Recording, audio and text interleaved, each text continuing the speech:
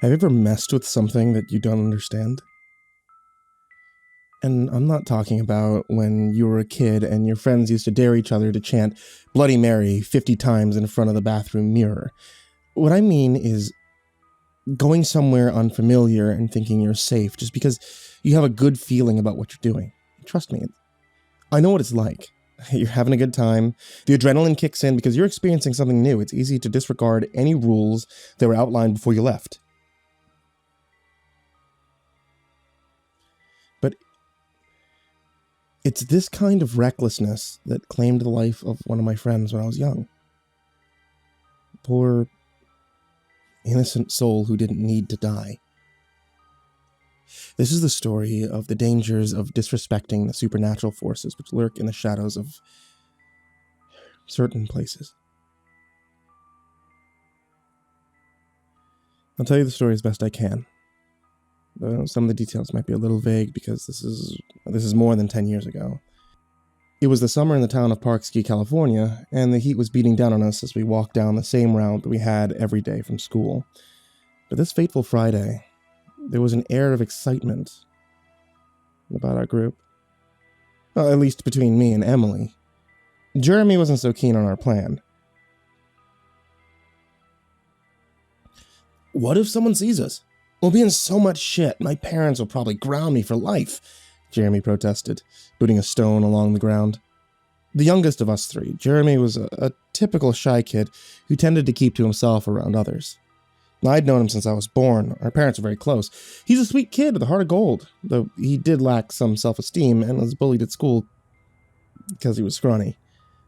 Oh, come on, don't be a pussy, said Emily. It's going to be awesome.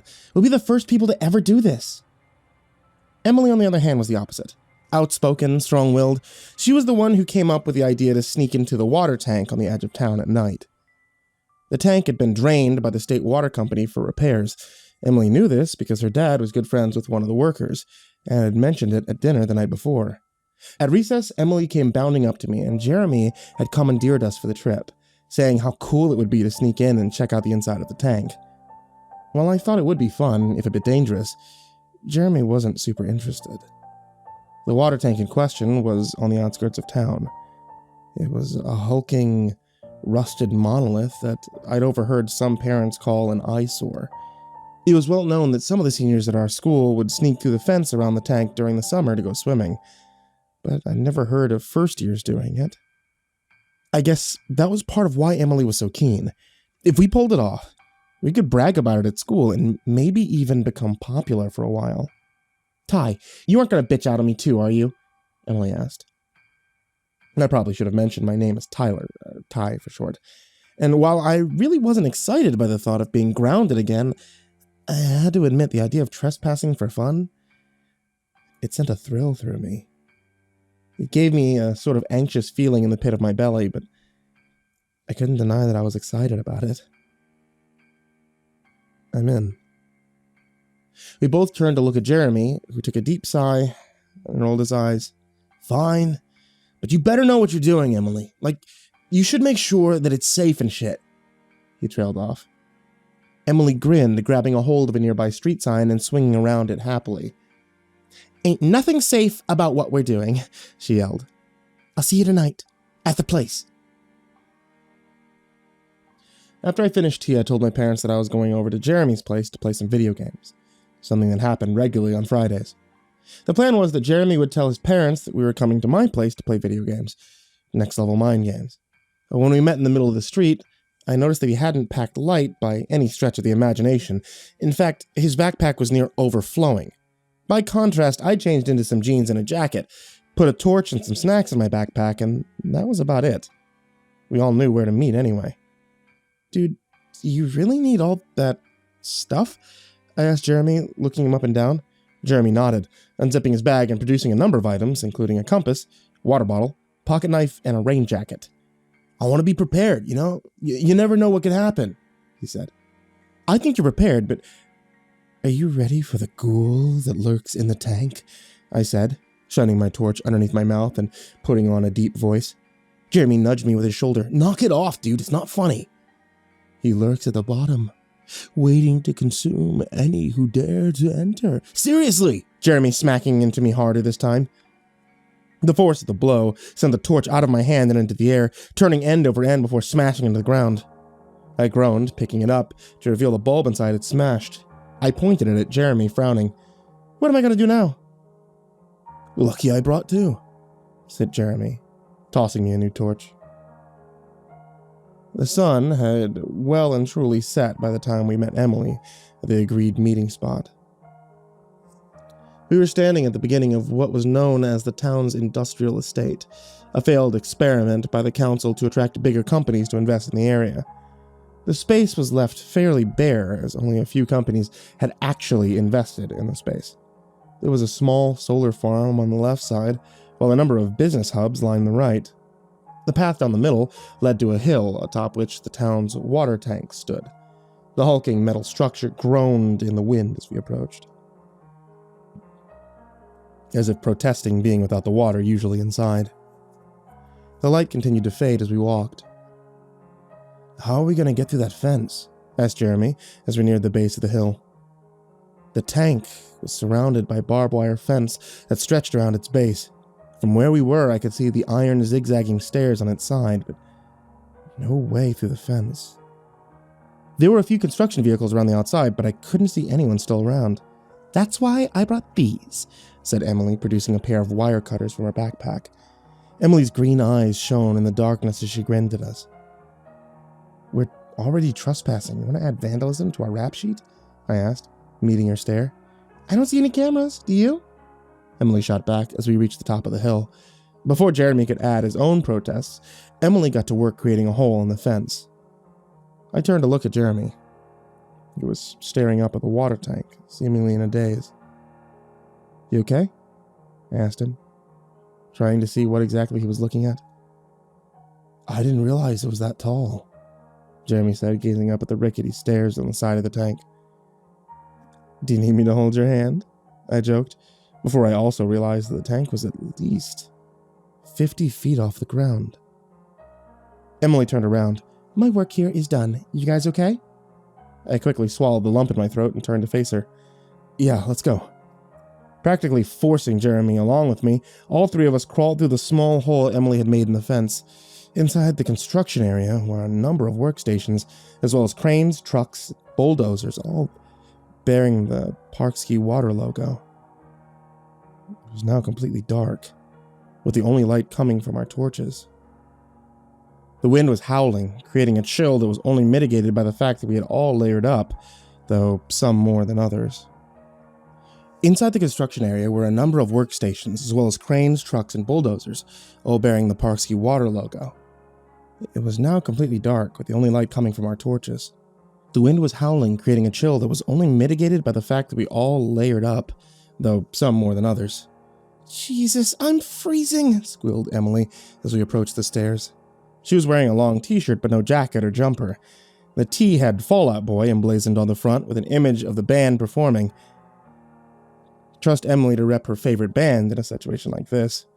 Probably should have been prepared, smugly said Jeremy. Yeah, well, you're prepared not to come at all, so... Emily was drowned out by a huge gust of wind, which blew into us onto the unprotected hillside. I staggered as the water tank made another loud groaning sound. Bracing myself on the ground, I looked over at the others. Emily was backed up against the construction trucks, while Jeremy had fallen over, dirt staining his jacket. As the wind subsided, I got to my feet and looked at the others. You guys all right? I asked. Emily nodded. Yeah, I think so. That was crazy. Jeremy, who had turned pale, didn't reply. You okay, Jeremy? I said, trying to meet his gaze, but he was staring off into space with a horrified look plastered on his face. His eyes were kind of glazed over, and his breathing was shallow. I think he's in shock or something, I stuttered, not entirely sure what to do. Emily walked over to Jeremy and placed her hand on his shoulder. Jeremy? You in there, buddy? Suddenly, his head snapped back. His eyes sparked to life. Oh, what the hell was that? Jeremy said, gasping in between each word. Emily put her left hand on Jeremy's shoulder, trying to get his attention. Look at me, Jeremy. Look at me. What happened? Jeremy finally looked at her. I heard someone in the wind. It's like a voice coming from in there, he said, extending a shaky finger and pointing at the tank. It was like some old lady, and when she was talking to me, I couldn't move. Emily and I exchanged a look. I was beginning to get seriously freaked out. What did she say? I asked him, anxiety building in the pit of my stomach. She was yelling. Something about her son. She was calling for help, Jeremy said, still seemingly dazed from the incident. Did you hear anything? I asked Emily. No. Did you? No. For a moment there was silence, as we all took in what had just happened. I never knew Jeremy to be someone who would make stuff up like that. He could be a wuss, sure, but I doubted that he'd make this up to get out of going into the tank, especially when we had already come this far. Trust me, I know what I heard, said Jeremy, crossing his arms. Dude, look, I believe you. What do you want to do? He said. I won't blame you if you don't want to go in, said Emily. That's freaky. No. Jeremy's answer took me by surprise. I was fully expecting him to back out. We go in there, we find her. If someone's in trouble in there, then we should help them, he said, his eyes narrowing. Do we actually know if there's someone in there? I mean, if there is, maybe we shouldn't go in, I said, my anxiety beginning to build. Oh, come on. Are we really going to let some creepy voice stop us after we've come this far? Questioned Emily, raising her eyebrows. If someone's in there, for whatever reason, there's 3 of us and 1 of them. So I ain't scared. I sighed and relented. All right. Let's go. The stairway leading up the side of the tank was very narrow, so we had to go in one at a time. Emily volunteered to be in the lead. I followed behind her, and Jeremy brought up the rear. The stairs creaked as we climbed them, the wind at our backs. My heart was pumping hard in my chest, the thrill of discovering something new racing through me. At the same time, I felt something akin to dread in the pit of my stomach. I couldn't help but replay Jeremy's words in my mind. She was calling for help. I shivered, a chill running up my spine. My hands clinging to the metal bars of the stairway were growing sweaty. We were now about halfway up the stairs, and I was resisting the urge to look down, keeping my eyes solely pinned on Emily's back. Oh man, I heard Jeremy say behind me. Just don't look down, Emily said as we passed the halfway point. Easier said than done. Suddenly, another gust of wind ripped through us, causing the stairs beneath us to shake. My eyes grew wide. Holy shit, I blurted out, trying to hold onto the side of the stairway. Emily squealed, trying to keep her balance in front of me. In that moment, my hand slipped off the hand railing and I fell back. Sticking my foot out to stop my fall, I almost twisted my ankle before I slammed chest first into the handrail. The collision knocking the wind out of me as I gasped for air. I gazed into the darkness below. Felt like I was looking down from a skyscraper. The trucks and cranes below looked tiny now, almost like toys. Taking a few breaths, I staggered back, rattled, but grateful to be alive. Jeremy put his hand on my back. Ty, you okay? Yeah, that was... Man, we are up high, I said. I think I almost peed myself, said Emily shakily. That drew a chuckle from Jeremy. First time you've been scared all night. You guys all right? I asked. I'm okay. Yeah. We should keep going before it gets any later. I glanced up at the remaining stairs in the top of the tank. They continued to wiggle as the wind blew through, not giving me the greatest confidence. I don't know, with the wind the way it is tonight, it doesn't look particularly safe, I said. No, we need to keep going. I frowned at Jeremy. This wasn't like him. Before the trip, he barely was even interested in coming. Why did he feel the urge to get in the tank as soon as possible? Why's that? I asked him. Someone's there.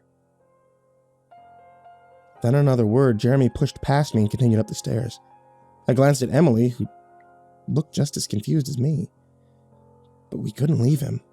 We were too far in. We had to keep going, regardless of what was waiting for us inside the tank. Slowly, steadily, Emily and I followed Jeremy up the remaining stairs. Eventually, we reached the top of the tank, the cool night air whistling over our heads. From here, we could see the city lights dazzling in the distance. It was a really stunning sight. One I was tempted to capture. Pausing for a moment, I pulled my phone out of my pocket, clicked the unlock button, but nothing happened. I tried again. Still nothing. The hell? Emily turned around. What's up? My phone won't work. It's probably out of battery. I mean, you spent way too long on it in class. I sighed. Come on, just try yours. I really want to get a shot of the lights from up here. Emily reached into her pocket to produce her old school phone, the Nokia brick. Mine doesn't work any... Jeremy! I jerked my eyes to where Emily was looking. Jeremy had already made his way halfway down the stairway inside the tank, completely on his own. He had abandoned us without saying a word. The next few moments went quickly, as Emily and I bolted down the stairs after Jeremy. We yelled at him to slow down, but to no avail. As we got deeper into the tank, closer to the bottom, my mind was racing. Why was Jeremy acting like this? I'd never known him to abandon his friends like that. It was as if something had taken over him, possessed him, after he said that he had heard someone speaking from inside the tank. And that was exactly where we were heading now. The darkness seemed to swallow Emily and I as we stepped off the final step and onto the base of the tank itself. The space we were in was huge, but Jeremy was nowhere to be seen. The only sound was coming from water dripping from parts of the walls around us. The cloudy night sky was visible through the wooden slats on top of the tank. Ceiling now removed. Jeremy! Called Emily, moving further into the unknown surroundings. His name bounced around the walls of the tank, creating an echo that grew in intensity before drowning out. No response. He's got to be down here somewhere, I muttered, reaching into my pocket and producing my torch. I pressed down on the switch. Again, got no response. Just like my phone. Figures, I said, showing Emily that the torch no longer worked. It's like some kind of EMP or something. Emily turned to me. A what? Forget it, you don't play COD. Guys? The voice sounded shallow and sounded far away, but it was unmistakably Jeremy's. Jeremy! Emily broke into a run towards the voice. Keep talking, I yelled right behind her. I'm over here! We plunged forward, water splashing into the air as we ran through puddles. Just as I felt we were getting close to Jeremy, I heard Emily gasp, then fall forward, head over heels. She landed on the ground with a loud thud, and I managed to stop myself before I suffered the same fate. Shit, that hurt, muttered Emily. Looking down at the ground, I could see there was a pile of wooden slats stacked onto it, most likely left behind by the workers. As I bent down to help Emily up, who was lying crumpled on the ground, clutching her ankle, my eyes were blinded by an intense light filling my vision. Jeremy, is that you? I said, shielding my eyes with my arm. Oh man, I'm glad to see you guys, Jeremy said, pointing his torch down at Emily, sufficiently blinding her as well. I continued to help Emily up, but she broke free of my grasp and charged at Jeremy, shoving him in the chest. The hell were you thinking? She yelled, slightly limping. Why did you leave us like that? I honestly don't know. It was like I blacked out or something, Jeremy said, a response that stopped Emily in her tracks. You blacked out? Last thing I remember, it was Ty saying the stairs looked really dangerous at the top, and I was going to agree, but then it was like I skipped time. Next thing I knew, I was down here, Jeremy explained. He didn't look pale as he had before, which was reassuring to see, but I couldn't help but feel the urge to leave the tank right then and there. This entire night had been plagued by weird events, and I really just wanted to go home. I'm glad you're okay, but I don't really understand what's happening here. You're getting possessed, and none of us have our electronics. Well, except for yours, I said, pointing to Jeremy's torch. You almost blinded me, by the way, Emily chipped in. My bad. I'm just getting some bad vibes about this whole situation, I said, peering at the both of them in the light of Jeremy's torch. And just as Jeremy opened his mouth to respond, there was a loud crash from above us, and the sound of wood being broken. Quickly, Jeremy pointed his torch up, just in time to illuminate one of the wooden slats from the tank's roof, plummeting down directly at us. Without thinking, I grabbed Emily and pulled her away from the path of the falling timber. We hit the ground hard, just as the wood slammed into the ground, millimeters from our legs. I looked over at Jeremy, and he had also managed to barely avoid being squashed, managing to dodge out of the way on his own. At that moment, I realized I still had my arms wrapped around Emily as we laid on the ground. I blushed and quickly let go, getting to my feet. The hell was... I told you to come along. I froze as the words bounced off the walls and reverberated in my skull. I clutched in my ears as they echoed around the inside of the tank. It sounded like they were coming from a woman somewhere ahead of us in the darkness. Jeremy's torch was no longer shining, leaving us completely blind. My heart thumped in my chest as I met Jeremy's gaze. I only want you. Suddenly, the sound of wood being torn apart returned. Another wooden slat crashed into the ground somewhere to our left. Oh God, I heard Emily whisper. We need to get the fuck out of here, I said, trying frantically to figure out which direction we had come from. My child! Another crash, this time closer as another piece of timber slammed into the ground. The woman's voice was so loud it left my ears ringing every time she spoke. I tried my torch. Of course, nothing. Feeling with my hands, I found Emily to my right. I grasped her hand tightly while searching for Jeremy with my left hand. Jeremy, grab my hand, quick! More slats began to fall around us, each one closer than the last. Bang, bang, bang! Finally, Jeremy's hands grasped mine. Wasting no time, I began to run, pulling them along with me. I tried vaguely to move in the direction that we'd come in, but hampering matters was the fact that Emily had clearly hurt her ankle when she tripped earlier, so she couldn't run as much or as furiously with a limp. Emily, are you... Don't worry about me, just keep going, she said, clearly in pain. I prayed that I was going in the right direction, but it was impossible to tell in the darkness. We could be running around in circles for hours. And just as I was beginning to get my bearings, I felt Jeremy's hand being ripped away from mine. I whipped around and couldn't quite believe what I saw. Jeremy had dropped the torch, and it was on the ground, blinking on and off, so every couple of seconds, we were getting a glimpse of the situation.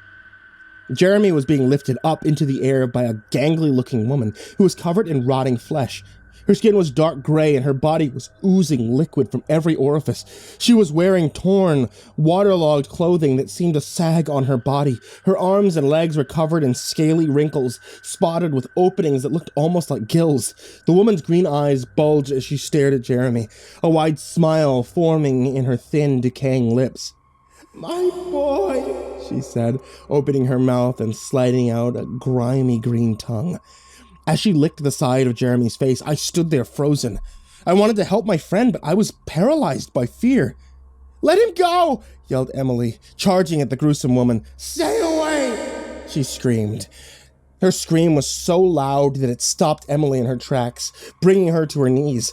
I felt like my head was going to explode as I collapsed to the ground. The woman's face twisted into a snarl. She walked forward and lifted her foot into the air, bringing it down with tremendous force onto Emily's already injured ankle. I saw Emily's face contort in pain as she clutched her foot. I would have heard her scream if my ears weren't still ringing like crazy. But I could see the intense pain etched into her expression. Smiling, the woman leaned forward and kissed Jeremy on the cheek as he violently tried to wriggle free from her grasp. I could see the fear in Jeremy's eyes. I knew I had to do something. I couldn't let my friend down, not again. This whole night, Emily had been the one to throw herself into danger to help Jeremy, but I'd always been too much of a pussy to actually do anything. Making sure the woman was still distracted by Jeremy, I slipped my backpack off and grasped it in my hands, slowly, silently getting to my feet. I stepped forward, and I launched the backpack at the woman with as much force as I could muster. It collided with her face, causing her to lose her grip, and Jeremy, eliciting a shrill scream from her lips. No!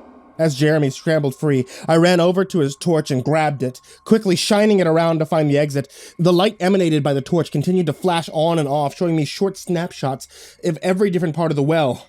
Wall, wood slat, puddle. Come on, I muttered. Give him back! My heart was pumping furiously in my chest, and my hands were cold and clammy as the woman's shrill voice invaded my ears. Leave us alone, bitch! I heard Emily scream somewhere in the darkness. At that moment, I almost lost grip on the torch and my hands slipped off its handle for a second. On instinct, I thrust out my hand and just managed to grab it before it collided with the floor. I want my child! I heard Jeremy. God, no! Gritting my teeth, trying to block out the panic around me, I raised the flickering light again. Night sky, construction tools, stairs. Stairs! Yes! I yelled. The light blinked off and then on again, only this time the grotesque face of the woman was illuminated. Her expression twisted into a snarl. I jerked back, but it was too late. The woman reached out and grabbed the torch in my hands, hissing wildly, and suddenly everything came to a stop. My eyes were filled with bright light as I experienced a shock so intense I thought I was going to pass out. I recoiled. The torch slipped out of my hands. The next thing I knew, I was on the ground in the fetal position, my limbs shaking. I was in utter agony. The pain felt like someone had sucker punched me in the balls twice. Ty! I heard somewhere, disembodied voices in the darkness. I could only barely hear them over the white noise invading my ears. Next, I heard their footsteps pounding on the ground, coming closer. Then Jeremy's face came into view. He was holding the torch I dropped. Holy shit, Ty, are you alive? I heard him clearly that time, the effects of the shock beginning to wear off. Barely, I croaked out before my breath caught in my throat and I launched into a coughing fit. Jeremy put his hands on my back before I felt someone else slide next to me. I felt a hand on my neck, 2 fingers checking my pulse. You can have permanent damage. That looked like some kind of electric shock, Emily said. I could hear the concern in her voice, so I turned to look at her. You're pretty busted up yourself, I said, nodding to her mangled ankle. I'll be fine. Jeremy's the one who got slobbered on, she responded, smirking at Jeremy. His response was to immediately heave his guts onto the floor, as if the memory was stained in his mind. I'm never gonna follow you guys into a water tank again, by the way, Jeremy said, his face gone completely white. What happened to her? I asked, realizing we were no longer being pursued. Jeremy wiped his mouth, shined his torch to our left. See for yourself. The light illuminated the body of the woman. Her flesh was charred, smoke rising from her eyebrows. Clearly she'd been shocked just as bad as I was, maybe worse. Is she? Emily trailed off, gazing at the motionless woman. I don't know. But I don't think we should hang around to find out. I know I'm not. I want to get as far away from here as possible. Whatever she is, Jeremy said. He extended his hand to help me up. As I grasped it, I felt an aching pain radiating across my palm. I jerked my hand back and saw the gnarly burns indented into it. At least I'm not unconscious, I said, shrugging. Jeremy helped Emily up, who braced herself on my shoulder. I brought my arm around her waist to support her. We slowly made our way towards the stairs like some 3-legged race contestant. While we moved, I began to actually think about what had just happened. There were so many questions. Who was this woman? Was she even alive in the first place? She looked like a drowned corpse. But somehow she could walk and talk. And boy, could she talk. I doubted I'd ever be able to hear her properly for days. The woman was also fascinated with Jeremy for a reason I didn't yet understand. Regardless, the first order of business was to get the hell out of Dodge before any more weird shit happened. We began to ascend the stairs, which creaked beneath our feet. Just take it slow, I said. We had made it halfway up the stairs when I heard Jeremy curse. I flipped around to see that all that was left of Jeremy was his head and his arms. One of the stairs had given way and he'd fallen through, his hands clutching the ground, the only thing stopping him from plunging into the darkness below. I cursed under my breath, crouching down and extending my arm to help Jeremy. Emily reached out to help bring him up. We slowly began to lift him up, but suddenly we felt resistance on the other end. Someone was pulling him back down. He's mine! The woman seemed to have unnatural strength. It felt like I was in a tug-of-war with a giant. It was then that I realized that either she had jumped up to grab him and we were pulling against her entire body weight, or she'd somehow contorted her own body to reach him. "I'm not gonna let go," repeated Emily. But it was no use. Jeremy's eyes grew wide as he slowly began to be pulled back down. Guys, please," he said, tears forming in his eyes. I felt my heart sink as Jeremy was ripped from our grasp and plummeted down to the floor, landing with a sickening thud. Emily began sobbing quietly as all the other noise suddenly stopped. There were no more falling slats, there were no more screams. Even the wind had died down. I took a deep breath. I prepared for the worst. Slowly, I looked through the hole that Jeremy had just fallen through.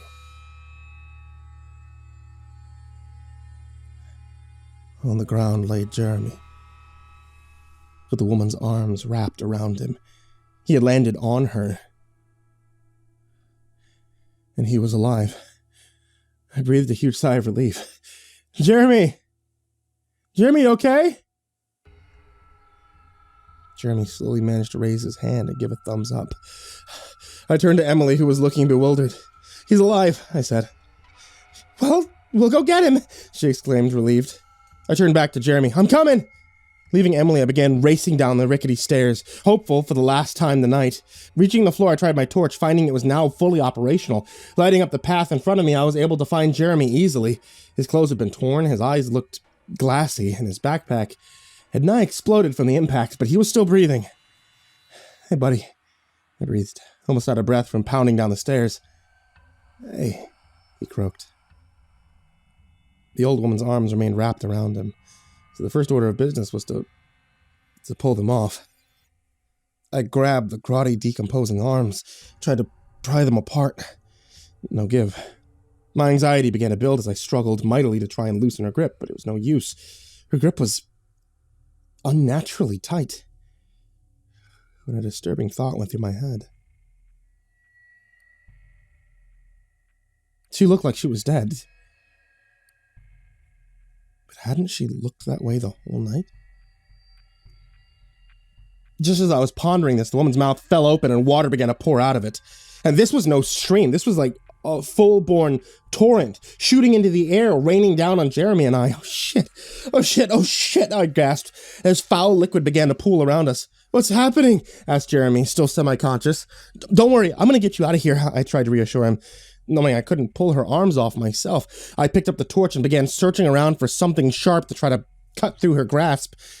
Scanning the ground, my eyes fell on a saw that had been lying next to a 2x4 piece of wood, likely left behind by a worker. "Hurry, Ty!" called Emily, who was no doubt watching in horror at the situation unfolding below her. Picking up the saw, I quickly returned back to Jeremy, who was now nearly submerged in water. If I didn't free him now, he would drown. Gritting my teeth, I frantically began to try and cut through the woman's arms with a saw. Sickening green liquid began to ooze from her arms as I desperately hacked away. The smell was like nothing I'd ever experienced. It smelled like death mixed with vomit. And I gagged as I continued to cut through the woman's sagging flesh. I closed my eyes and I tried to block out the sight and smell of what I was doing. Just focused on dragging the saw up and down and up and down, and I felt the saw collide with something hard and brittle. I opened my eyes to see something white sticking through the gore of that woman's arm. I had to cut through her bone, but I didn't know if I'd be able to hack through it. Jeremy coughed and heaved. The water level was now nearly above his head. I tried to support his head as I cut, and I helped him breathe, but it didn't work. I couldn't keep his head up and hack through the woman's bone at the same time. "Ty," said Jeremy, coughing loudly. "I don't want to die. I know. Tears stung my cheeks. I could barely will myself to look at him. I didn't want to watch my friend die. Knowing I had little time left, I let Jeremy's head sink underneath the water and grasped the woman's arm with both hands. Quickly, I brought my knee forward and braced it onto her arm. With all of my strength, I pulled backwards, trying to snap the bone.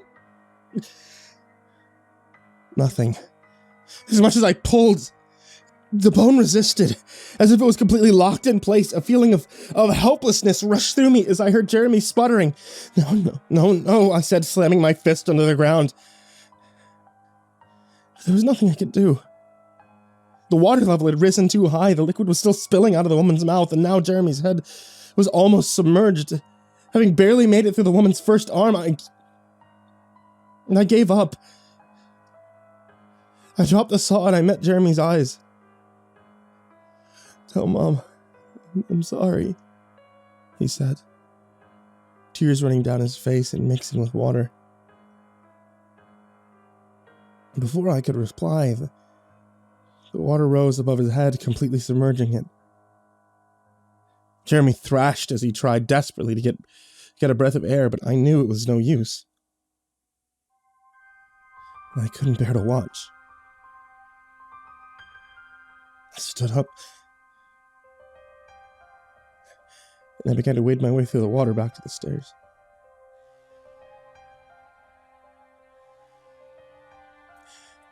"I'll tell her."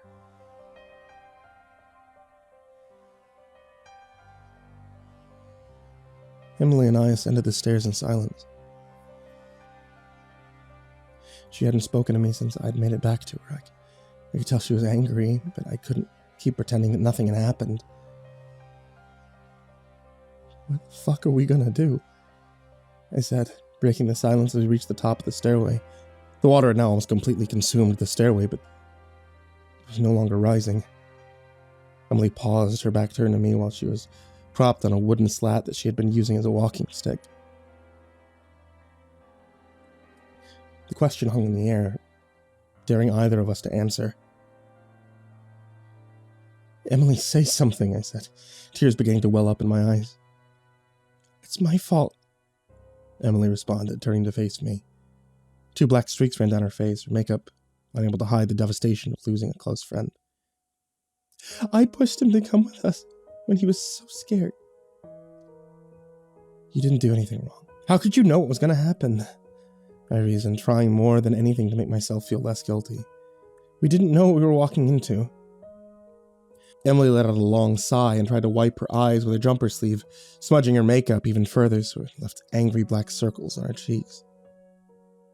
I could see the pain in her eyes as she looked back up at me. "You know, you're right. We didn't know. And that's why Jeremy's dead."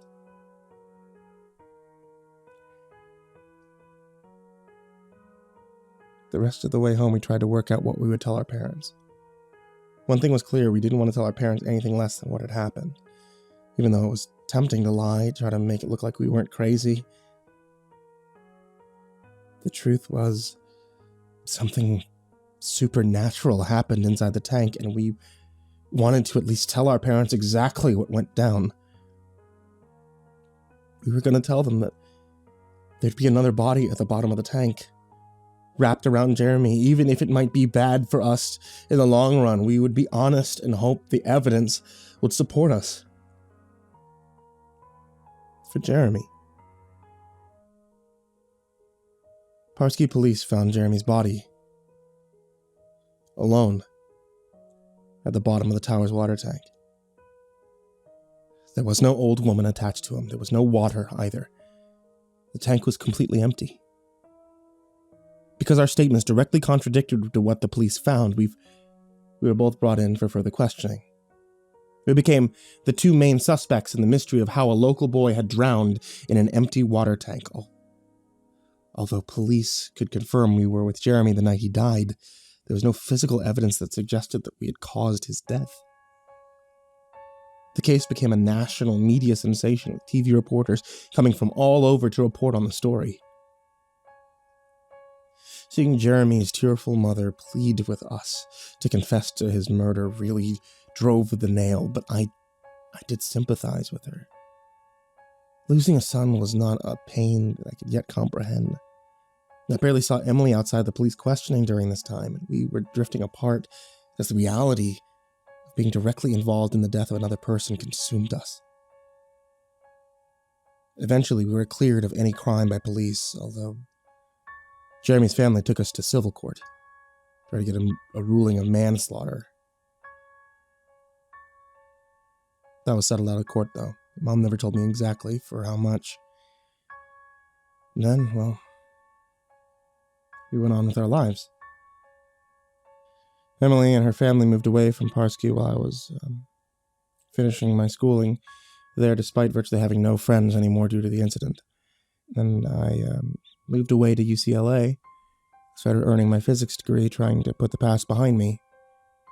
And to be honest, I hadn't thought about what happened till the fateful night that we visited the water tank on the edge of town for months. Until this morning, when I got a text from an unknown number. Ty, it's Emily. You need to come back to Parsky. Another boy has died. We need to get to the bottom of this. For Jeremy.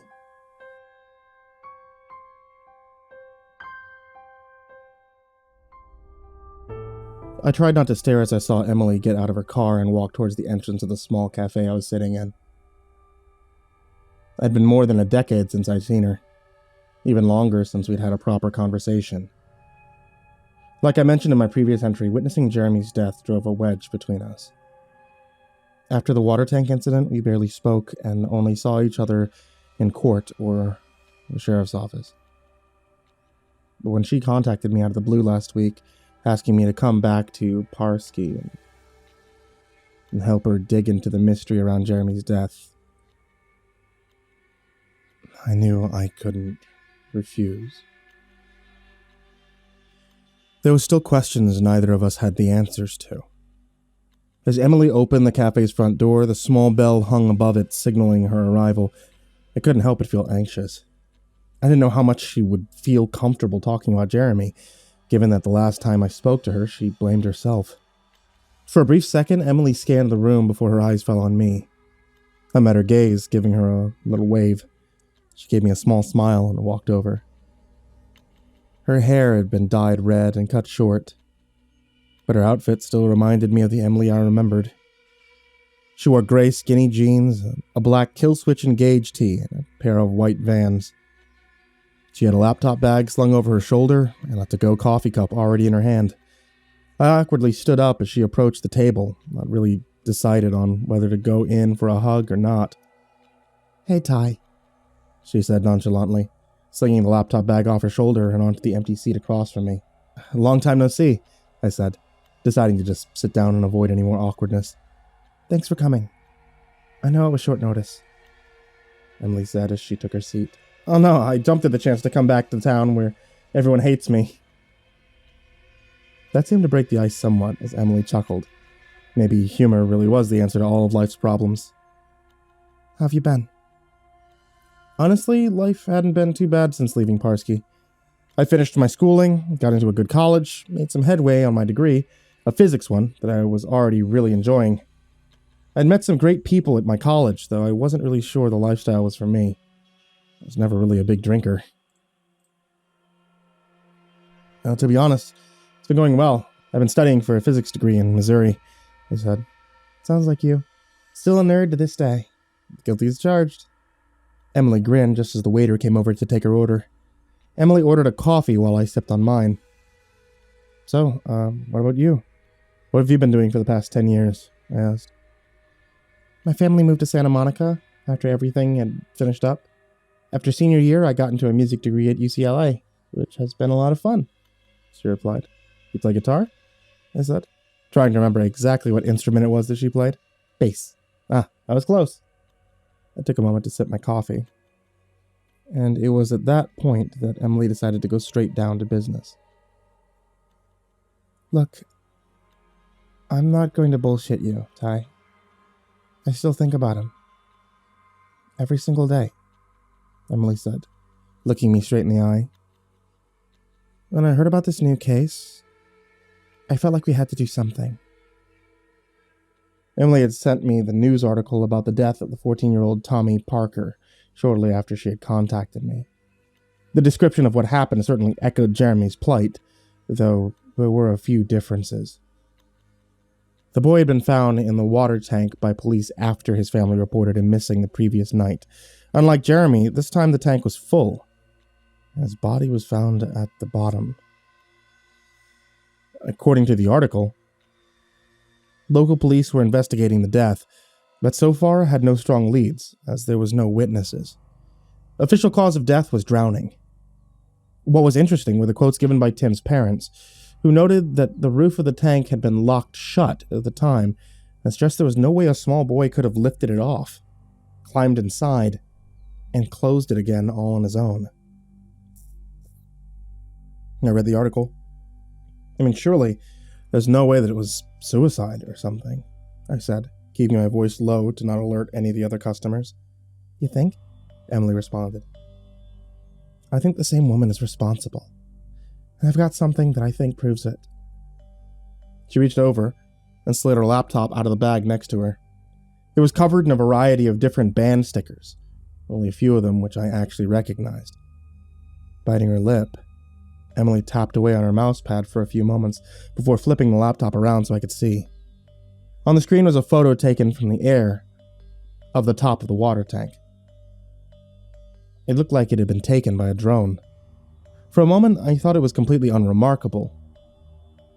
But then, I noticed some letters etched into it. My blood ran cold as Emily scrolled to the next picture, which was a close-up of the words carved vertically into the metal. My boy came home. The message conjured images of the old woman's grotesque face in my mind. First Jeremy. Now she had claimed the life of a second innocent boy, even leaving a message. This had to stop. Someone had to believe us now. I looked up from the screen at Emily. Have the police or the news not seen this? I said, wondering why it wasn't included in the previous article. She shook her head. I guess not. I downloaded these from a Facebook post that was from this guy who I think is one of Tim's relatives. Emily scrolled to the next photo, which was a screenshot from the beginning of the post. The photos were posted by John Parker, who had simply written, "What the police don't want you to know." His syntax needs some work, but I would say that's accurate, I said. Ty, focus, Emily said, closing the laptop. This could be our in. We need to track this guy down. Did you try and message him already? I did, but he never responded, Emily said. So how do we find him? Do you even know where to look? Emily nodded, her eyes gleaming, then began to furrow around in the side pocket of her laptop bag. I stalked his Facebook profile, and I found this, she said, producing a photo that she had printed out onto a piece of paper. The photo showed a family of 3 celebrating in front of a real estate sign, which was emblazoned with a traditional red "Sold" banner. The father, presumably John Parker, was holding a baby boy in his arms while his partner held up a thumbs up. I know it's kind of rude to say, but he looked like some kind of hillbilly. He wore a white singlet with ripped jeans and was missing a few teeth.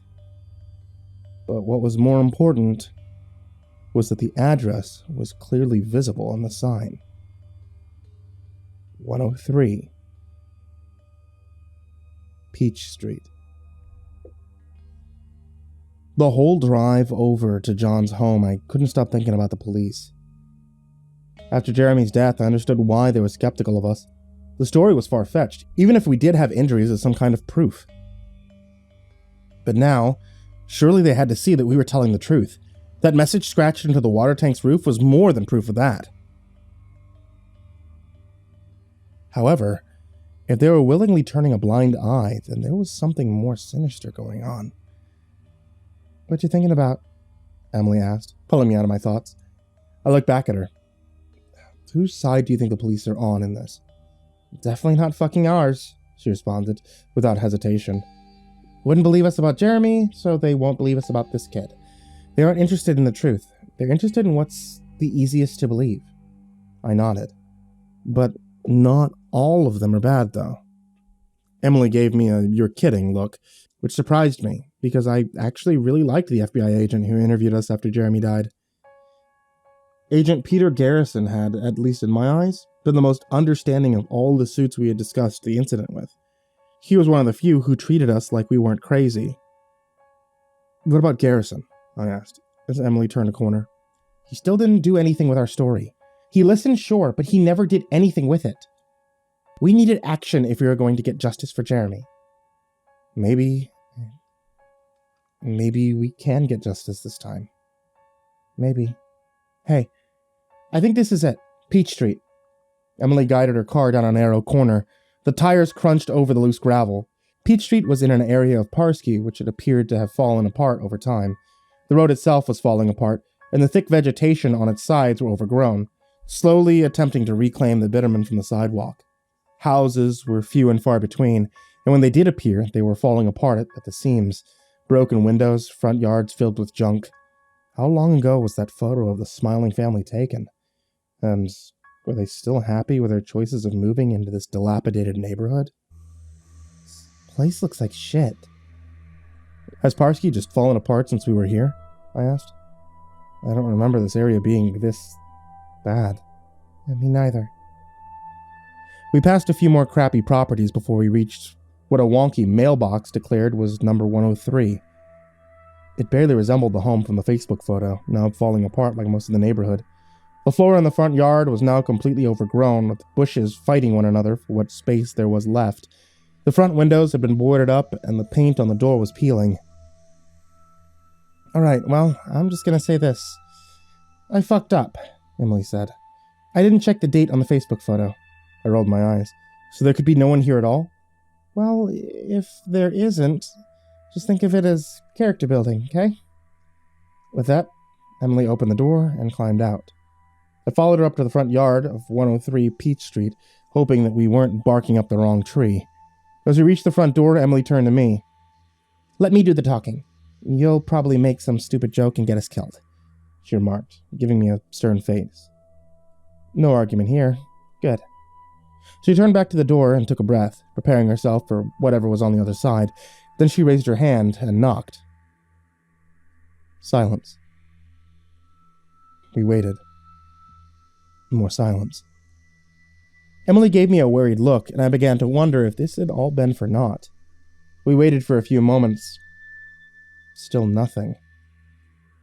Maybe they aren't home, I reasoned, trying to peer through some of the boarded-up windows.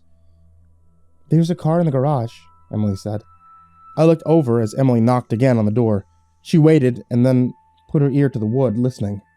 After a few moments, her face lit up, and she motioned to me to come over. I hear someone coming, she whispered as I walked over to her. My spirits lifted. Maybe we'd be rewarded for coming to a neighborhood straight out of a horror story. The sound of multiple locks being undone confirmed my suspicions. Emily and I waited excitedly as the occupant continued to remove what must have been an extensive lock system. Finally, the door opened a few inches, and a man peered out at us. He was bald, with spotty facial hair, bloodshot eyes. Despite looking like he was on the bad end of a 3-day bender, he was still clearly the same guy from the photo Emily had shown me. He eyed us up and down before pausing and saying, Can I help you? John spoke with a southern accent, unusual for these parts. That depends. Are you John Parker? Emily asked. John paused, eyeing us up and down for a moment. Who's asking? He practically slurred. Now at this point, I began to wonder whether John was drunk, drugged up, or both, and whether he'd actually be of any help to us. I saw your Facebook post. About the tank? I wanted to ask you a few questions, Emily said. John's eyes lit up at Emily's mention of the tank, but he still seemed suspicious of why two random strangers wanted to chat with him about it. And just why should I talk to y'all? Emily said, stumbling at the first hurdle. We're journalists, I blurted out. We work for ABC News, and we want to interview you for our story. Emily shot me a look that said, What the hell are you doing? But unfortunately for us, the unsuspecting and potentially intoxicated John completely bought it. Hey, give me a sec. I gotta put some pants on. The door slammed shut, and John's footsteps receded as he yelled, Hey, Anna, have you seen my good pants? I want to be on TV. Emily nudged me. I thought you said I was going to do the talking. Well, you lost your way, so I helped you out. Plus, it worked, didn't it? I said, shrugging. I guess, but we aren't journalists. No, duh. The guy's probably 2 beers away from a fainting episode. I think he'll believe anything we tell him. Soon, John's footsteps returned, followed by the sound of even more locks being undone. And finally, the door opened, and before us stood a, thankfully fully closed, John Parker. "Come in. I got a lot to tell y'all," he said, grinning to reveal a mouth missing several teeth. Emily and I followed him inside, and the first thing that hit us was the smell. It was a gross combination of alcohol, sweat, and weed. Regardless of how stoned or drunk John might have been, Emily's mention of the water tower seemed to have re-energized him, because he excitedly babbled about it as he led us through a white hallway. "Now I got a lot to tell y'all. I reckon they got a goddarn monster in that thing," he said as we followed him past a brown-walled kitchen and into the living room. The room itself was overrun with beer bottles, which completely covered the small table between the TV and the couch, and disregarded takeaway bags that littered the carpet. Laying on the couch in a pair of denim shorts that were so short they didn't leave much to the imagination, and a tiny crop top, was a blonde woman. "Now this here's my wife, Hannah. Say hello to the reporters, darling," John said as he took a seat next to her. "Hi," she mumbled, appearing to be transfixed by the TV, which was playing some kind of reality show. "Babe, could you be a doll and get me a beer? I gotta talk to the TV people," John said, leaning over and kissing Hannah on the cheek. "I'm watching my show," she responded defiantly, still not tearing her eyes away from the screen. They proceeded to engage in what I could only describe as a semi-heated argument before Hannah stood up and stormed out of the room, leaving Emily and I standing there awkwardly. "Sorry about that," John said. "Now, where do you want me?" I froze for a moment, having completely forgotten that we were expected to film him, despite the fact that we didn't have a single piece of camera or audio equipment on us. We'll just be doing a brief sit-down interview before we go and get all the equipment." Emily made the save just in time. "Oh, yeah, sure. I'll just get some seats," John said. As he went to walk out of the room, he bumped into Hannah, who handed him a beer. She gave him a nasty look before storming off from where she came. John proceeded to venture into another room, returning with 2 wooden chairs. He set them down opposite the couch and motioned for us to sit down. Emily and I took our seats as he plonked down on the couch. "Make sure to get my good side. Oh wait, y'all aren't filming yet," John said. At this point, I began to pray that we can get any information at all out of this guy. He didn't seem like the brightest bulb in the box. This time I sat back and actually did let Emily do the talking. "So, to begin, what was your relation to Tim Parker?" Emily kicked off the interview with the most obvious question. John's cheery demeanor hardened. He's my cousin. I suppose you say he was. Should I start over?" he asked, seemingly genuinely concerned that he'd lost his 7 seconds of fame. "No, it's fine," Emily said, waving him off. How well did you know him?" "I was close to him, like real close. We had a bond." I wasn't really sure if I bought that, given the way John seemed to be vague on the details, but I kept my mouth shut. "Was he the type of kid to go off on his own at night? Did he like exploring places alone?" To be honest with y'all, he was kind of a loner. I ain't never seen him hanging out with other kids much. So going off to the water tank on his own without friends, that makes some kind of sense? Well, I got no idea what he was doing down there, to be honest. Especially without telling his old cousin John about it.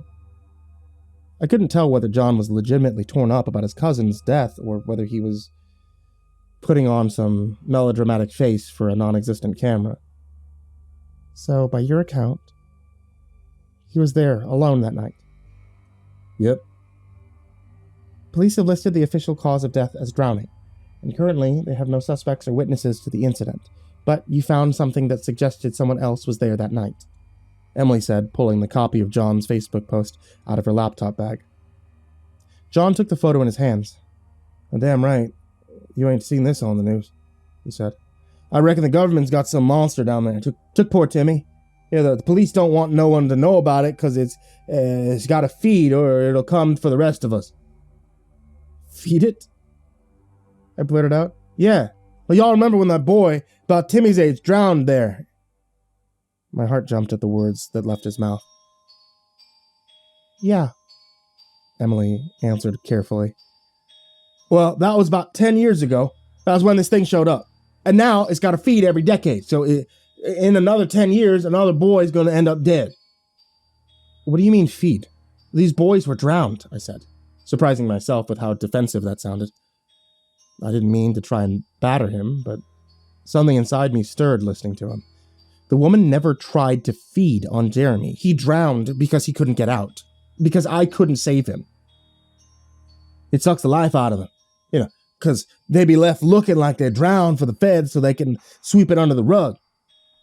John said, shaking his head. Then Emily said something that I didn't expect. Actually, we knew the kid who drowned in the tank 10 years ago. Taken aback, I couldn't help but hold my breath. We didn't really have a plan, but if we did, this certainly wasn't a part of it. Huh. You all friends with him or what? Yeah, we...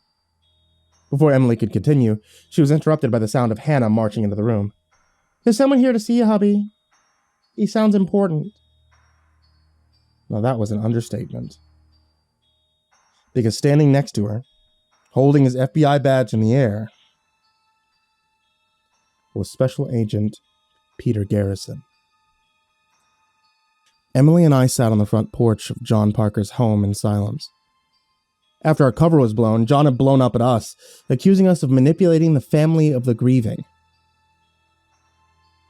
He might have actually attacked us if Garrison hadn't herded us out of the building. The special agent himself didn't look too happy to see that we had been meddling in the active investigation. He told us to wait outside while he conducted an interview with John. He'd also let us know that it was a felony to interfere with an investigation.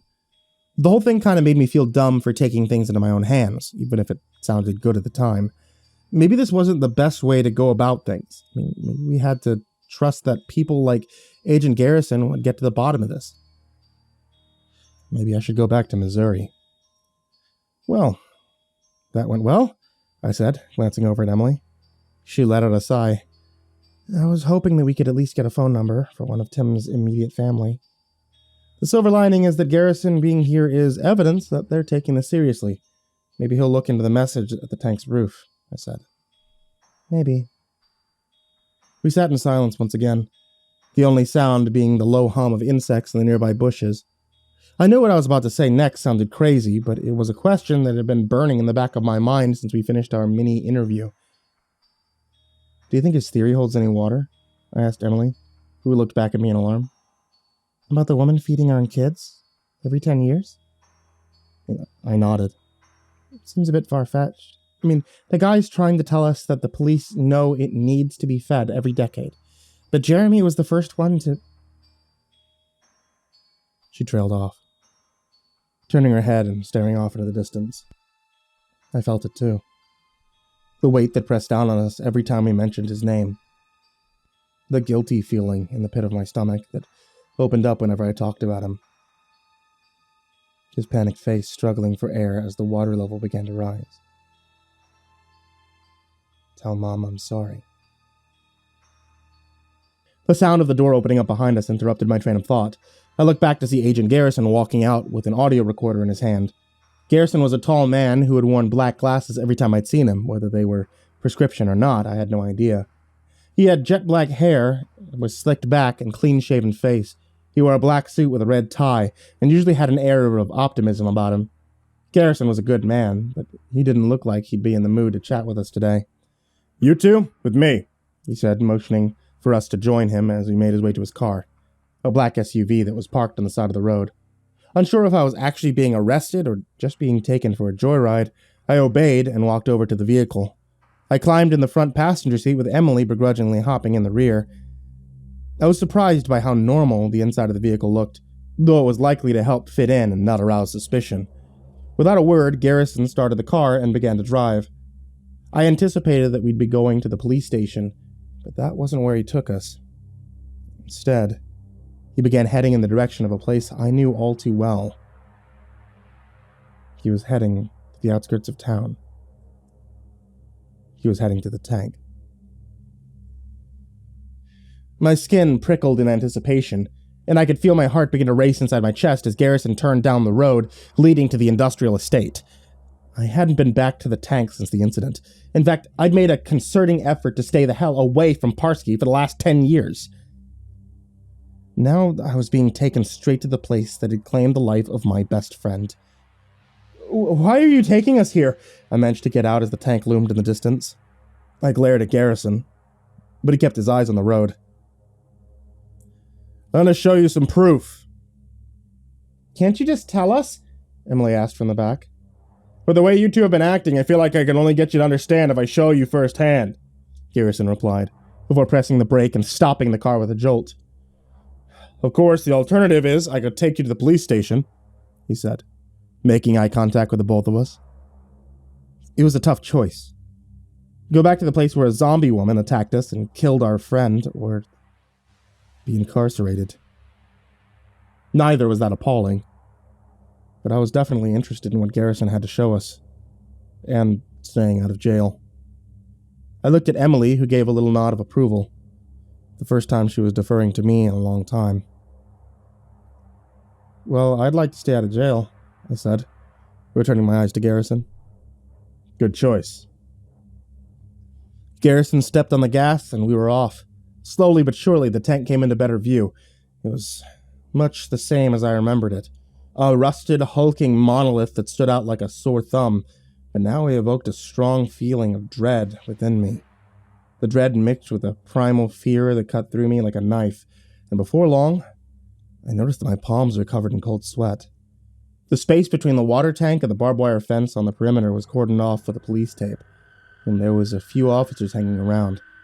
We ascended the small hill that led to the tank's entrance, and Garrison parked the car next to a couple of police cruisers.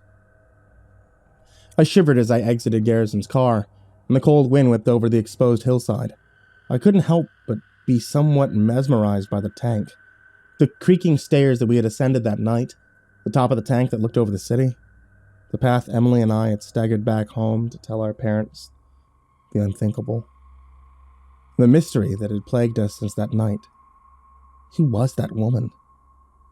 We followed Garrison past the police officers who seemed to be confused as to why we were being allowed inside, but they didn't question him. Garrison led us up the zigzagging stairs that spiderwebbed up the side of the tank. Follow me, he said, beginning the climb. No way. Emily stood rooted to the spot. I'm not going up there again. Emily had crossed her arms and was giving Garrison a stare that could make a sunflower wilt. If you don't see for yourself, you won't believe me, Garrison said. I understand this is hard for you to do, but it's important that you see this. At that point, I realized the message scrawled by the woman should be directly above us, on the roof of the tank. Did he know about it? Was that why he was at John's house? Was that what he was taking us to see? Those stairs aren't safe. Jeremy fell through them when we were here, Emily continued her protests. The moment flashed in my mind. The crashing sound as the step beneath Jeremy gave way. The desperation in his eyes as he clung to the metal. The feeling of my heart sinking as he was cruelly ripped from my grip. They've been reinforced, Garrison responded, breaking me from my thoughts. He walked over to Emily, putting an arm on her shoulder and making eye contact as he spoke. I know it's hard, but sometimes to accept what's happened in the past, you need to make peace with the demons that plague you. He turned to look at me. Now, I'm not going to force either of you to go up there, but I believe it would be beneficial for the both of you, even if you can't see why right now. Though a big part of me wanted to turn around and sprint right out of Parsky, never to return to this shitty water tank ever again. Garrison's message did resonate with me. We were supposed to be investigating this thing for God's sake. Couldn't run away. Jeremy didn't run away. I'll go, I said, giving Garrison a slight nod. Emily?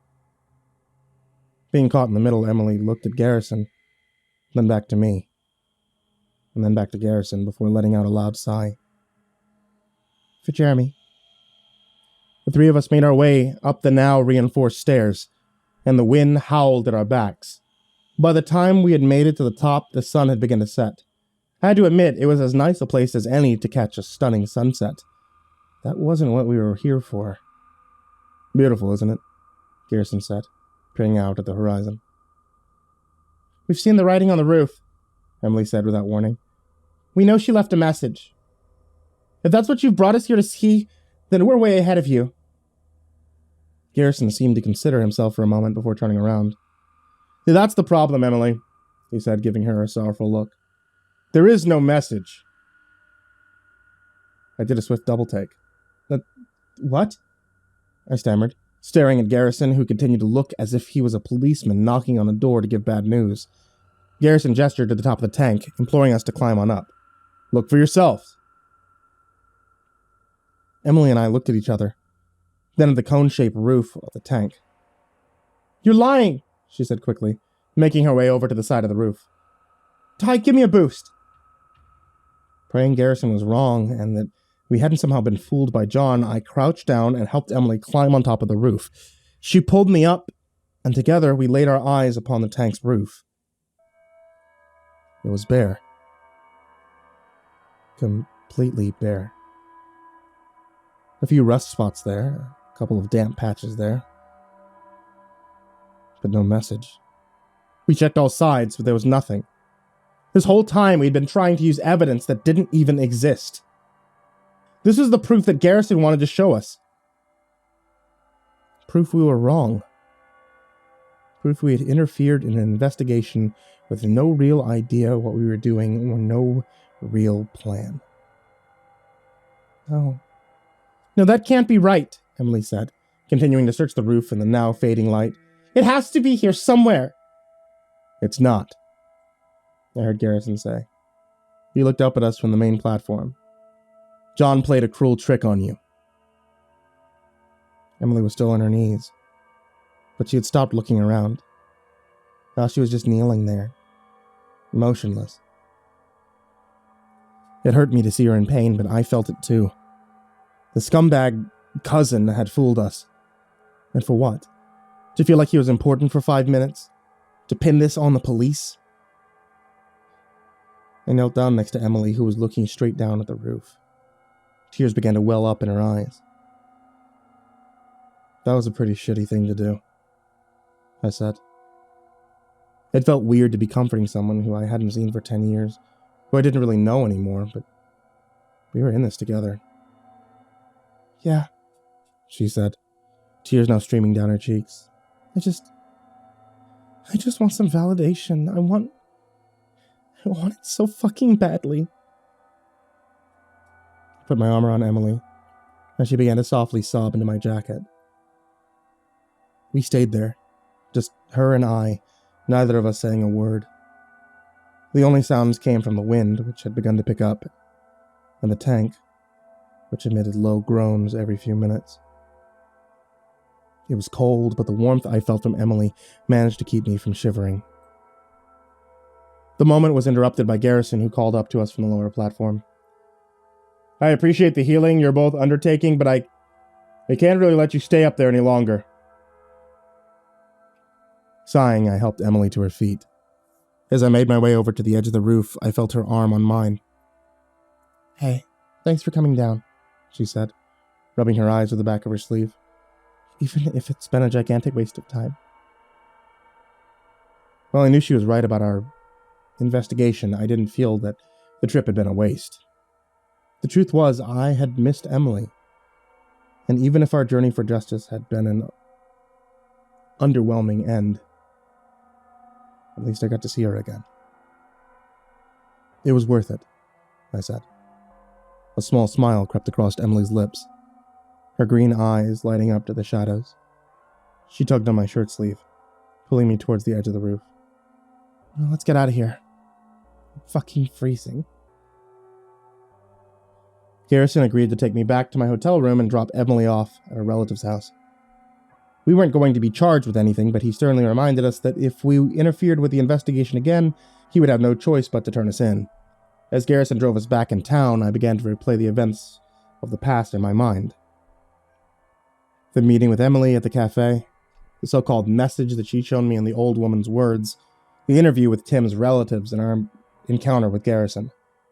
My mind was boggled by the amount of twists and turns that had transpired over the past 12 or so hours. I honestly could have done with a nice shower and no more adventuring.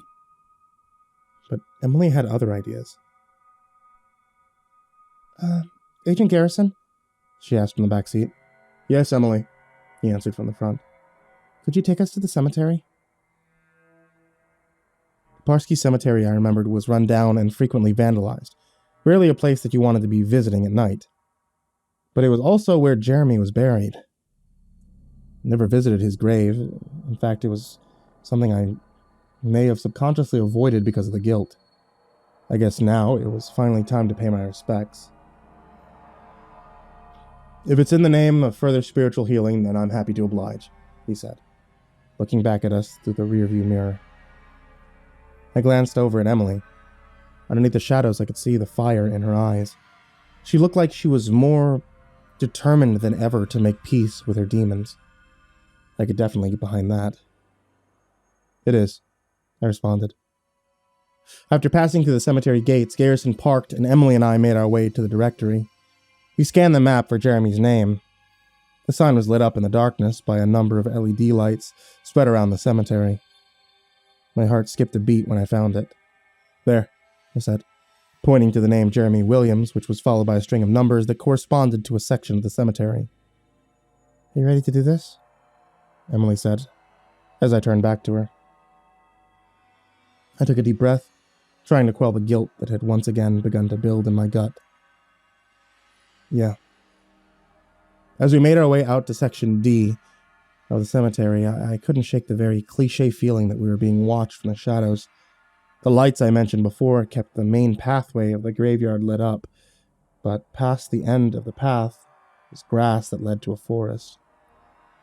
There was something about that forest that made me feel uneasy, even if I had been to the cemetery before when I lived here. Soon a sign with the letter D in black print let us know that we were in the right spot.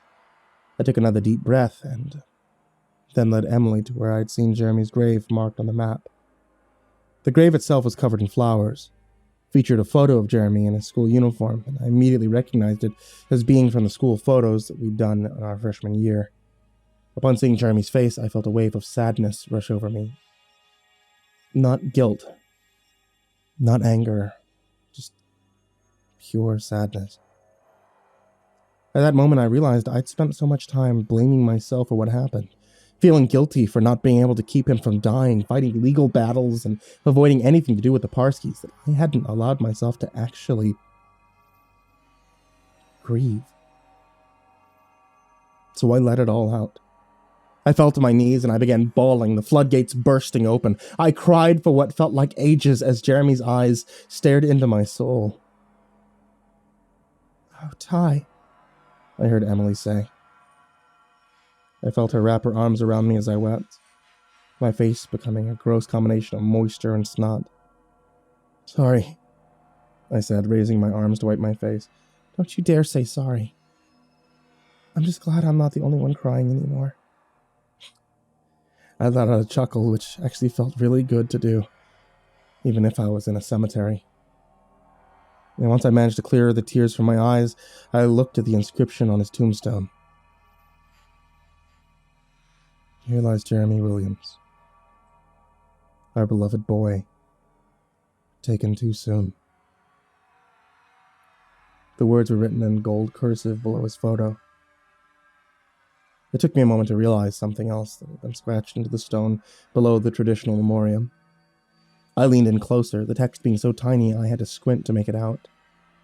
It wasn't written in the same font and looked like it had just been carved in using some small tool. He now belongs to the children of the tank. I blinked, quickly wiping my eyes and opening them again, sure that I was seeing things. But the message was still there. Emily, look at this, I said, pointing a trembling finger at the words. She leaned in, her eyes scanning the tombstone before landing on what I was highlighting. What the fuck? Emily exclaimed, recoiling in shock. I played the message over in my mind, feeling sick to my stomach as I did so, but yet, beneath that, I couldn't help but feel like this was some sort of clue. It's probably just some dumbass kid messing with us, Emily said dismissively, getting to her feet. Come on, we should go. I mean, it was certainly possible. We were just getting trolled. But I felt like there was some significance to it. Jeremy, Tim, the children of the tank. Before I could ponder the meaning of the message any longer, my thoughts were interrupted by the sound of a twig snapping to my right. I turned my head in the direction of the sound, my eyes scanning the dark of the scene. "Hello?" I called out. My mind screaming for me to run, but my body rooted in place by fear.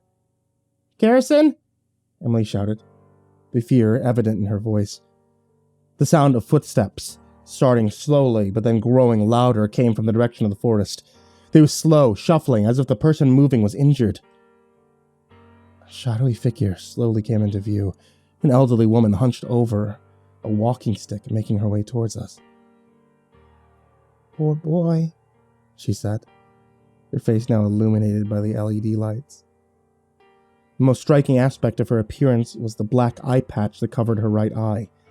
She wore a woolen shawl, her hands wobbling as she leaned down on the wooden walking stick. "What do you want?" Emily asked, gradually moving away as the woman moved forward. "I've seen you," she said, raising a crooked finger at us. "I know who you are." I felt Emily grab my hand, trying to pull me away, but I wasn't ready to leave just yet. Mustering up some courage, I spoke to her. "Who are you?" I asked. "How do you know us?" "I see anything that she sees." "Anything that who sees?" She stopped in her tracks, the question prompting a look of sadness on her face. She took a breath, and then looked up at me with one eye. "You want to know more about the woman in the tank, yeah?" I nodded slowly as Emily stopped trying to pull me away. "Then meet me at the library tomorrow, 9 a.m. I will tell you all you need to know."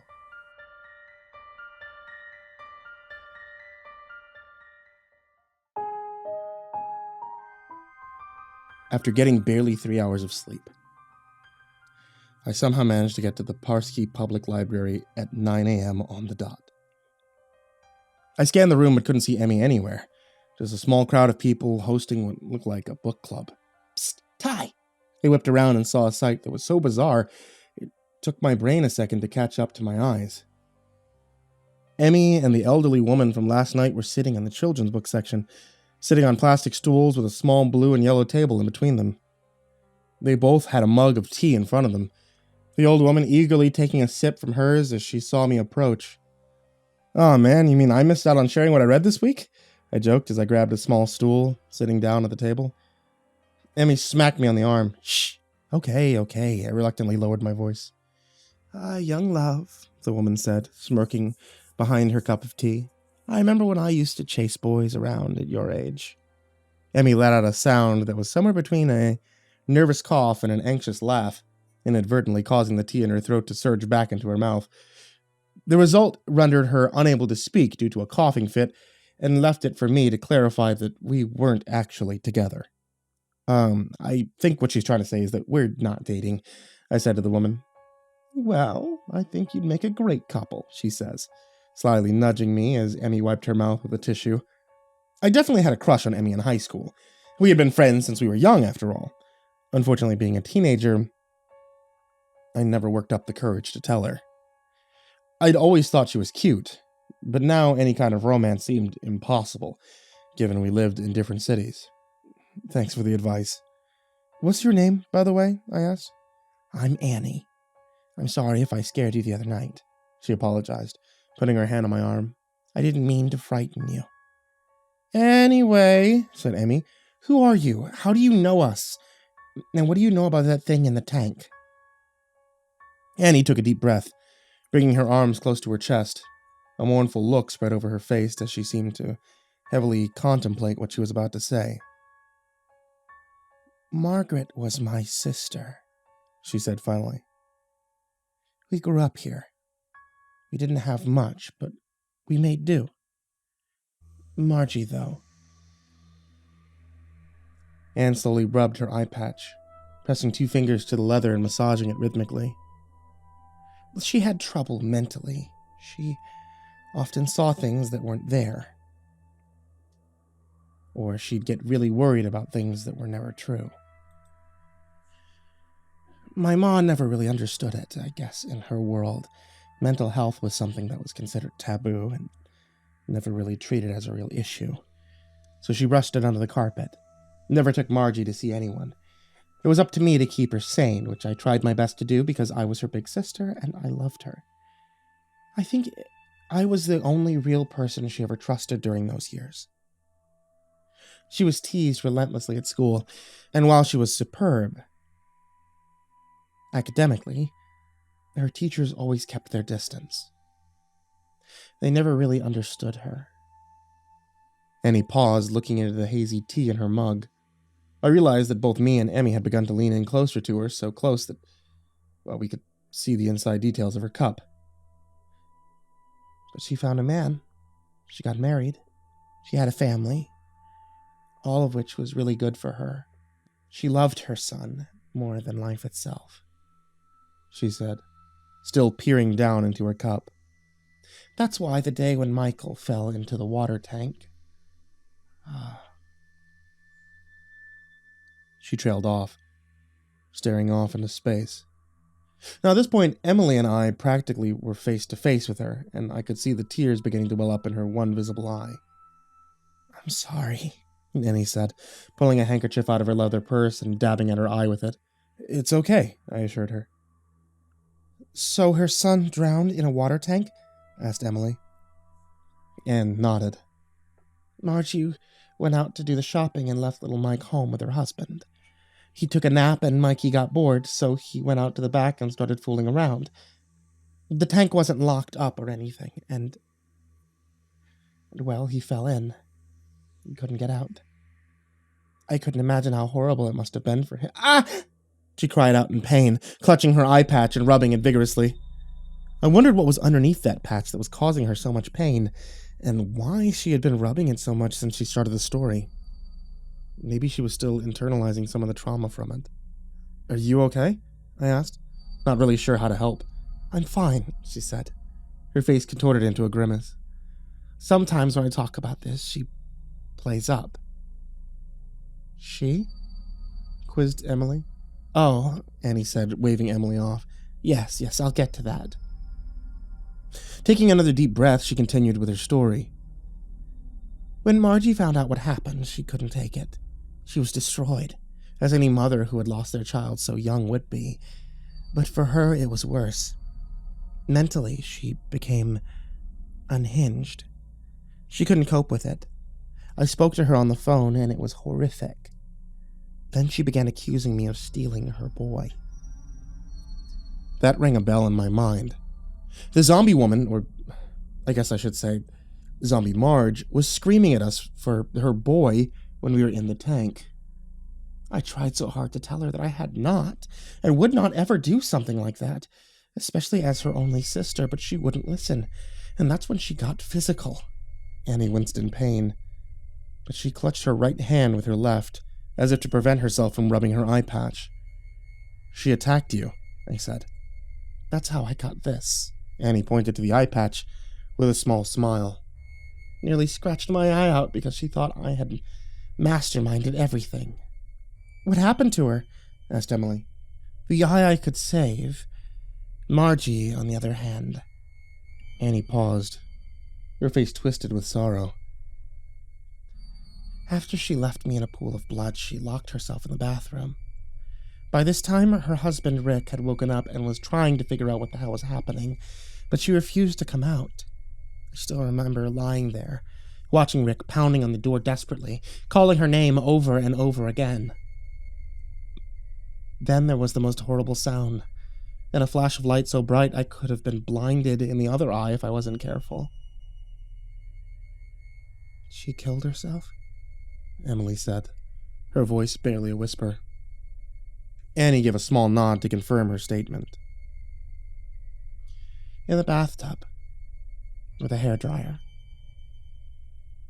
Margie's who we saw in the tank then, I said. turning back to Annie. I hate to think what's become of her, Annie responded. It's definitely not the sister I knew. When you saw us at the cemetery, you said, the eye sees what she sees, I continued. What did you mean by that? Annie gripped her left hand with her right hand as she spoke, pinning it to the table. Yes, I'm half-blind in my right eye.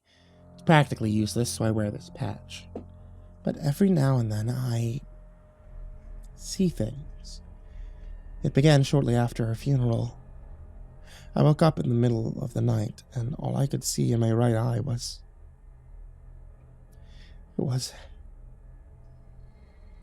Annie searched for the right words as her voice wavered. It was like I was underwater and I was looking up at the surface. You mean you were looking through her eyes while she was in the tank? I asked. Yes, and it only got worse from there. A few years later, I saw you two and your friend. That night you visited, I saw everything. And ever since that night, I began getting flashbacks. I relived what I saw happen 1,000 times over. Your faces were etched into my memory, so much that I even began to feel your presence in Parsky when you returned. That was how I found you at the cemetery last night. A silence fell over the table as Emily and I contemplated what she told us. The memories rushing back of the unrecognizable thing we had encountered inside the tank that night. I couldn't bring myself to tell Annie anything about what her sister had become. It was a fate worse than death. The silence was broken by Emmy, who stood up out of her seat and began shouting at Annie, completely ignoring the fact that we were in a library. Why didn't you do anything? She said, stabbing an accusatory finger at her. You saw what was going on. You could have called the cops. Emily shook as she spoke. Her eyes blazed with the fire of 1,000 suns. It was actually kind of scary to see. It was just... I was glad I wasn't on the other end. I didn't know if what I was seeing was real. I thought I was hallucinating until I read about it in the paper. Annie stammered, putting her hands up in defense. Emily slammed her fist onto the table and stared daggers at Annie. Jeremy died and you could have saved him! With that, she stormed off, a number of onlookers murmuring as she slammed the library door behind her. I sat there awkwardly for a moment before returning my eyes to Annie, who looked like she'd just seen a ghost. I should probably check on her, I said. But before I could get out of my seat, I felt the pincer-like grip of Annie's hand on my arm. If you go back, she said, pulling something out of her pocket, can you give this to her? Annie placed a black and white photograph in my hand.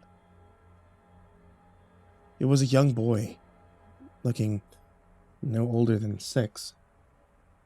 He was smiling, clutching a basketball in his hands. Maybe Margie will find what she's searching for, Annie said, using her wrinkled hand to close mine over the photo. I couldn't really think of what else to say, but thanks. Before rushing out the door after Emily, leaving Annie to try to explain what all the noise was about. I found Emily standing outside, her back pressed up against the library wall and a cigarette between her lips. She pulled it away and exhaled smoke into the air as she saw me approach. Sorry, it's been a while since my last one, Emily said. Her cheeks turned a shade of pink as she flicked ash onto the ground. I didn't know you smoked, I said, taking up a position next to her. Well, it's actually my first in like a year. I quit because I guess the stress of this whole thing is getting to me. I get you. I didn't mean to blow up in there. It's okay. No, really, that was dumb of me. Emily gave me a genuinely apologetic look before adding, What's that? And she gestured to the photo I held in my right hand. For a moment, I forgot I'd even been holding it, but uncurled my fist and gave it to her. Annie gave it to me. It's Margaret's son. Emily studied the photo for a moment, pursing her lips. Poor kid. She told me to give it to her if we went back. I added that last part hesitantly, not knowing how Emily would react to the suggestion. I wasn't even sure if I wanted to return to the tank. but somehow, it felt like the right thing to do. After everything Annie had told us, I almost felt like I was obligated to do something about Margaret. If there was a way to fix her, to prevent other young children from dying, we might as well give it our best shot. The first time we visited the tank, we had no idea what we were doing. At least now, we had some idea. Emily handed the photo back to me and dropped the butt of her cigarette to the ground. She mashed it under the heel of her black combat boot. We could die, Tyler. Emily made eye contact with me as she spoke, her blue pupils peering into mine. She hardly ever called me Tyler. Only when she was being serious. I don't want to be responsible for you two.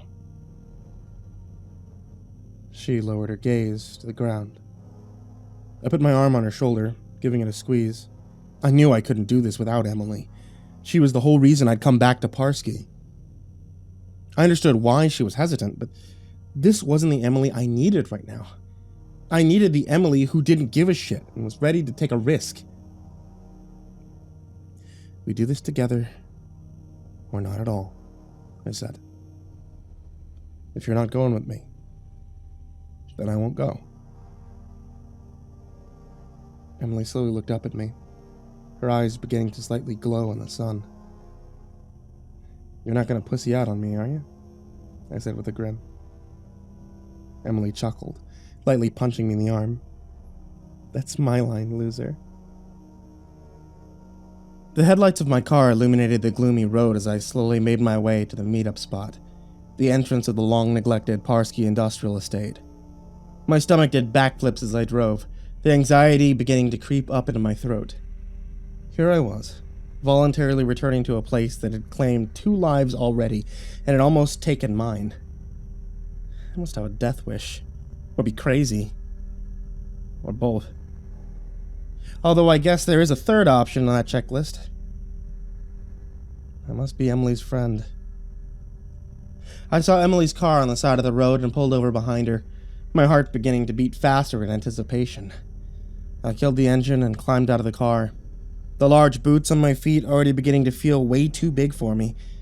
My kit included rubber-insulated gloves, high-visibility pants and top, a high-visibility jacket, and a yellow hard hat. I definitely felt more prepared than last time. Whether that would even matter, well, we'd have to find out.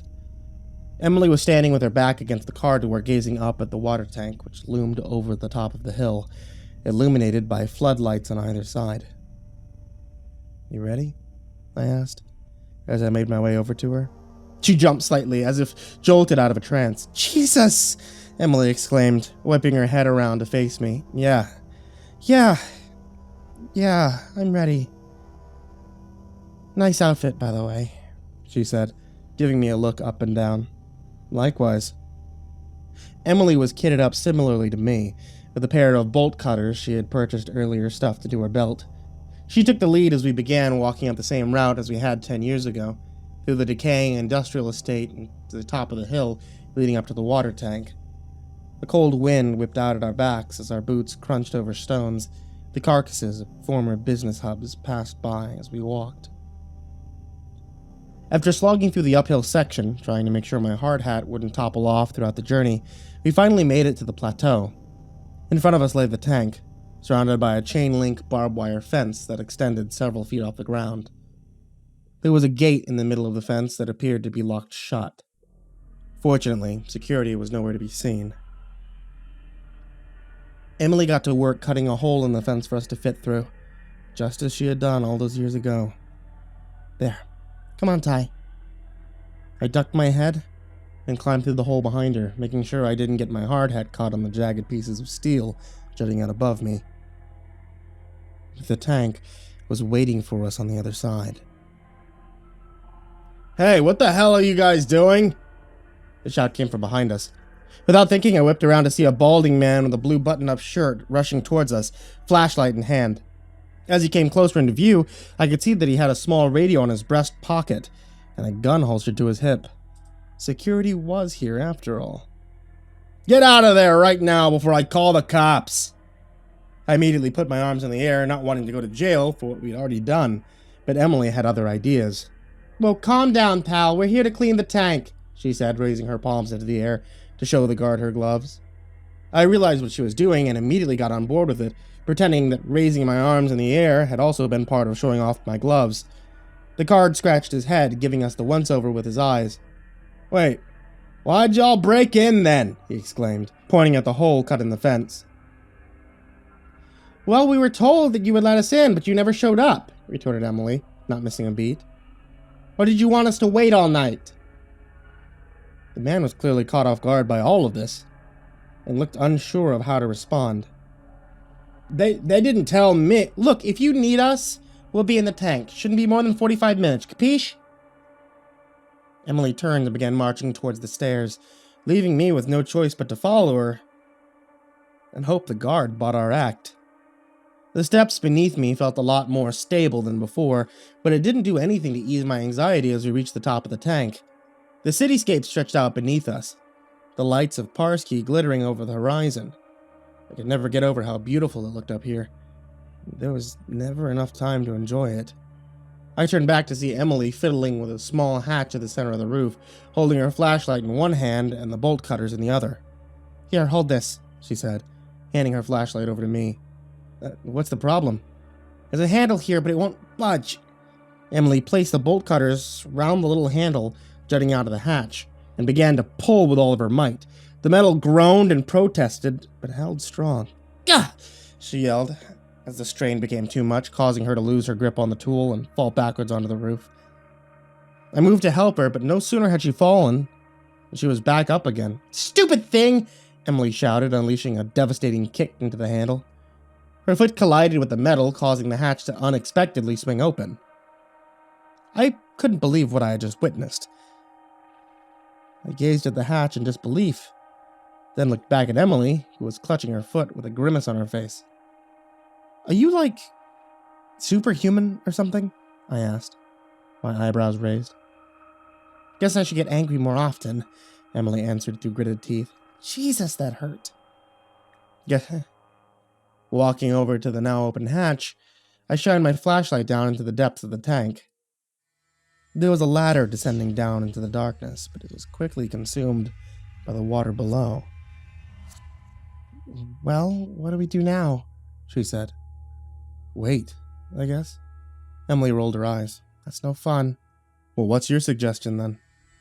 She took a deep breath and proceeded to unleash a torrent of abuse at the water. Hey, you old hag! We're here, just like you wanted. 2 juicy humans. Now, I know you're more into kids, which is kind of weird if you ask me, but we're yours for the taking. Emily continued to shout into the void as I watched for any kind of movement under the water.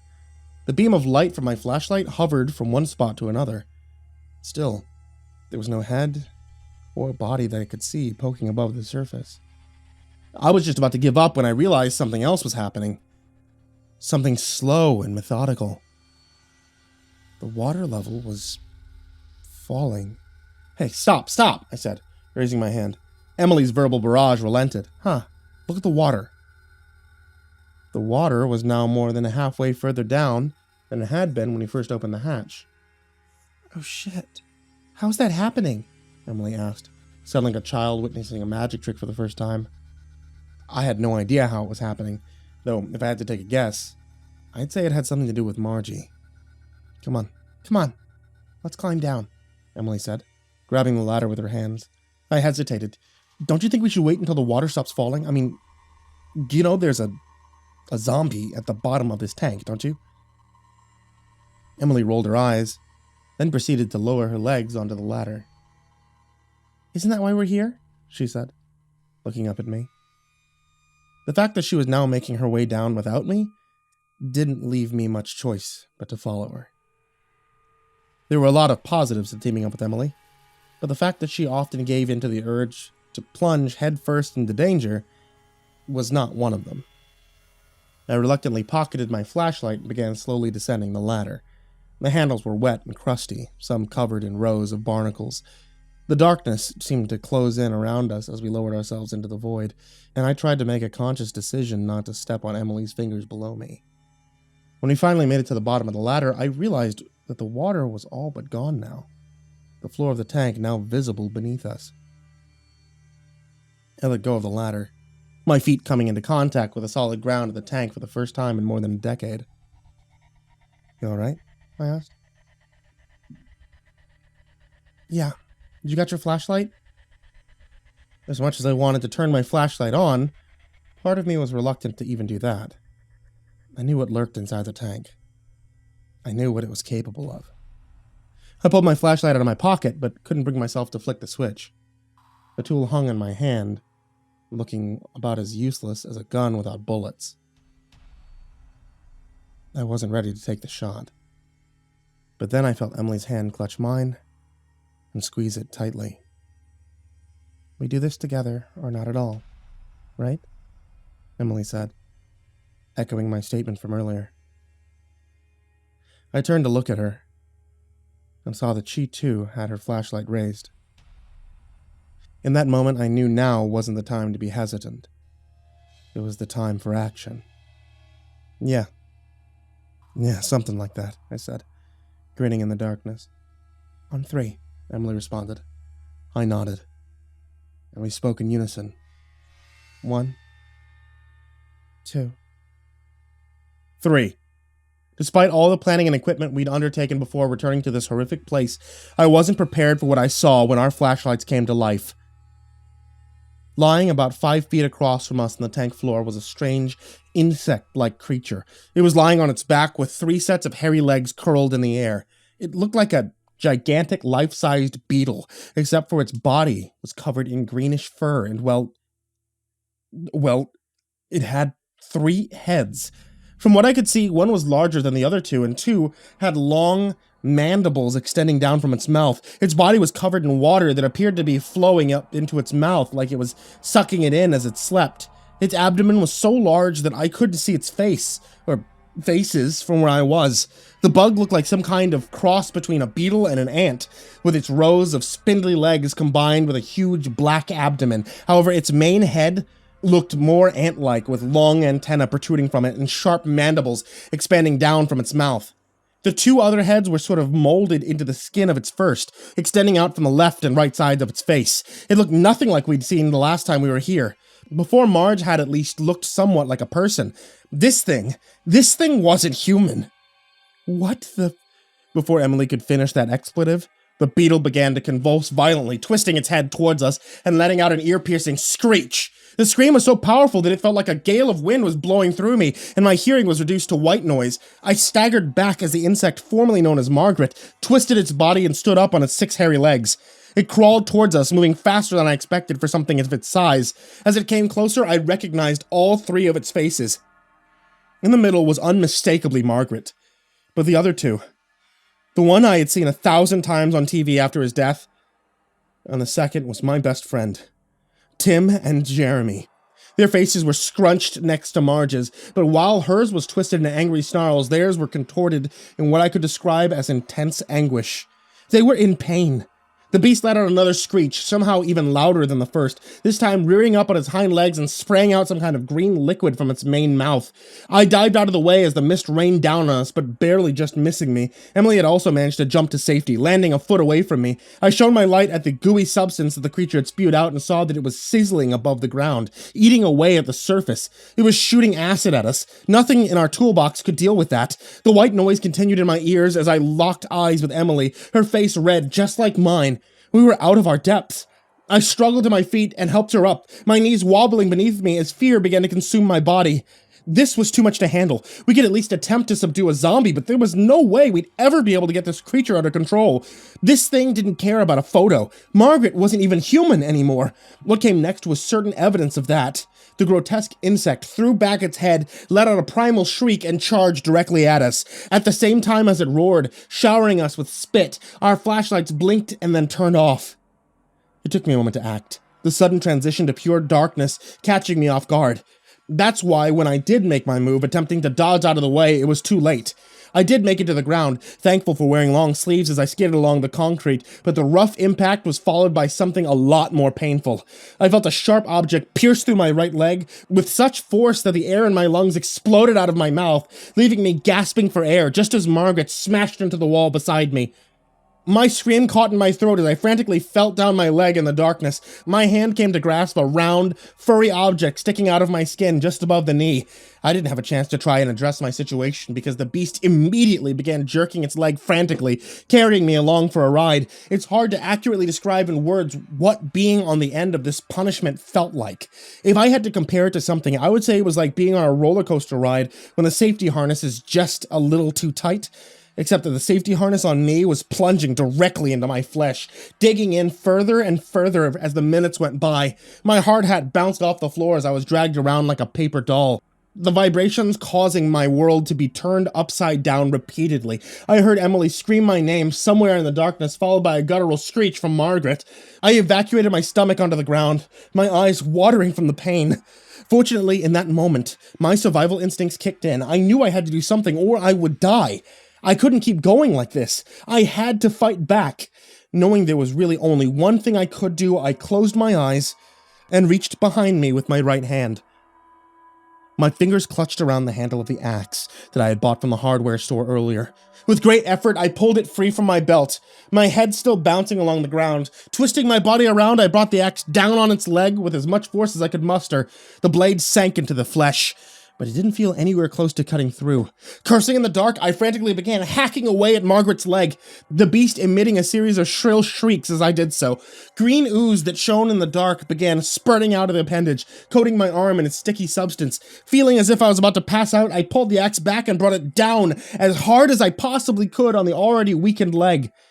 This time the blade cut clean through, severing Margaret's leg. This finally brought the horror ride to an end, my body coming to rest on the floor. "Ty!" Emily's voice came from my left, filling me with some form of hope that I might survive despite the impalement. "Emily!" I called back, my voice catching in my throat and triggering another coughing fit. "I'm coming!" As I slowly sat up, pain shooting through my mangled leg, I saw Emily clutching a makeshift torch in the distance. As Emily made her way towards me, I looked down and realized two things. One, my entire body was glowing in the dark because of the green blood that now covered me. And two, there was still part of the insect's leg protruding above my knee. The sight of the furry stump sticking out from my now glowing green skin was almost enough to actually make me pass out.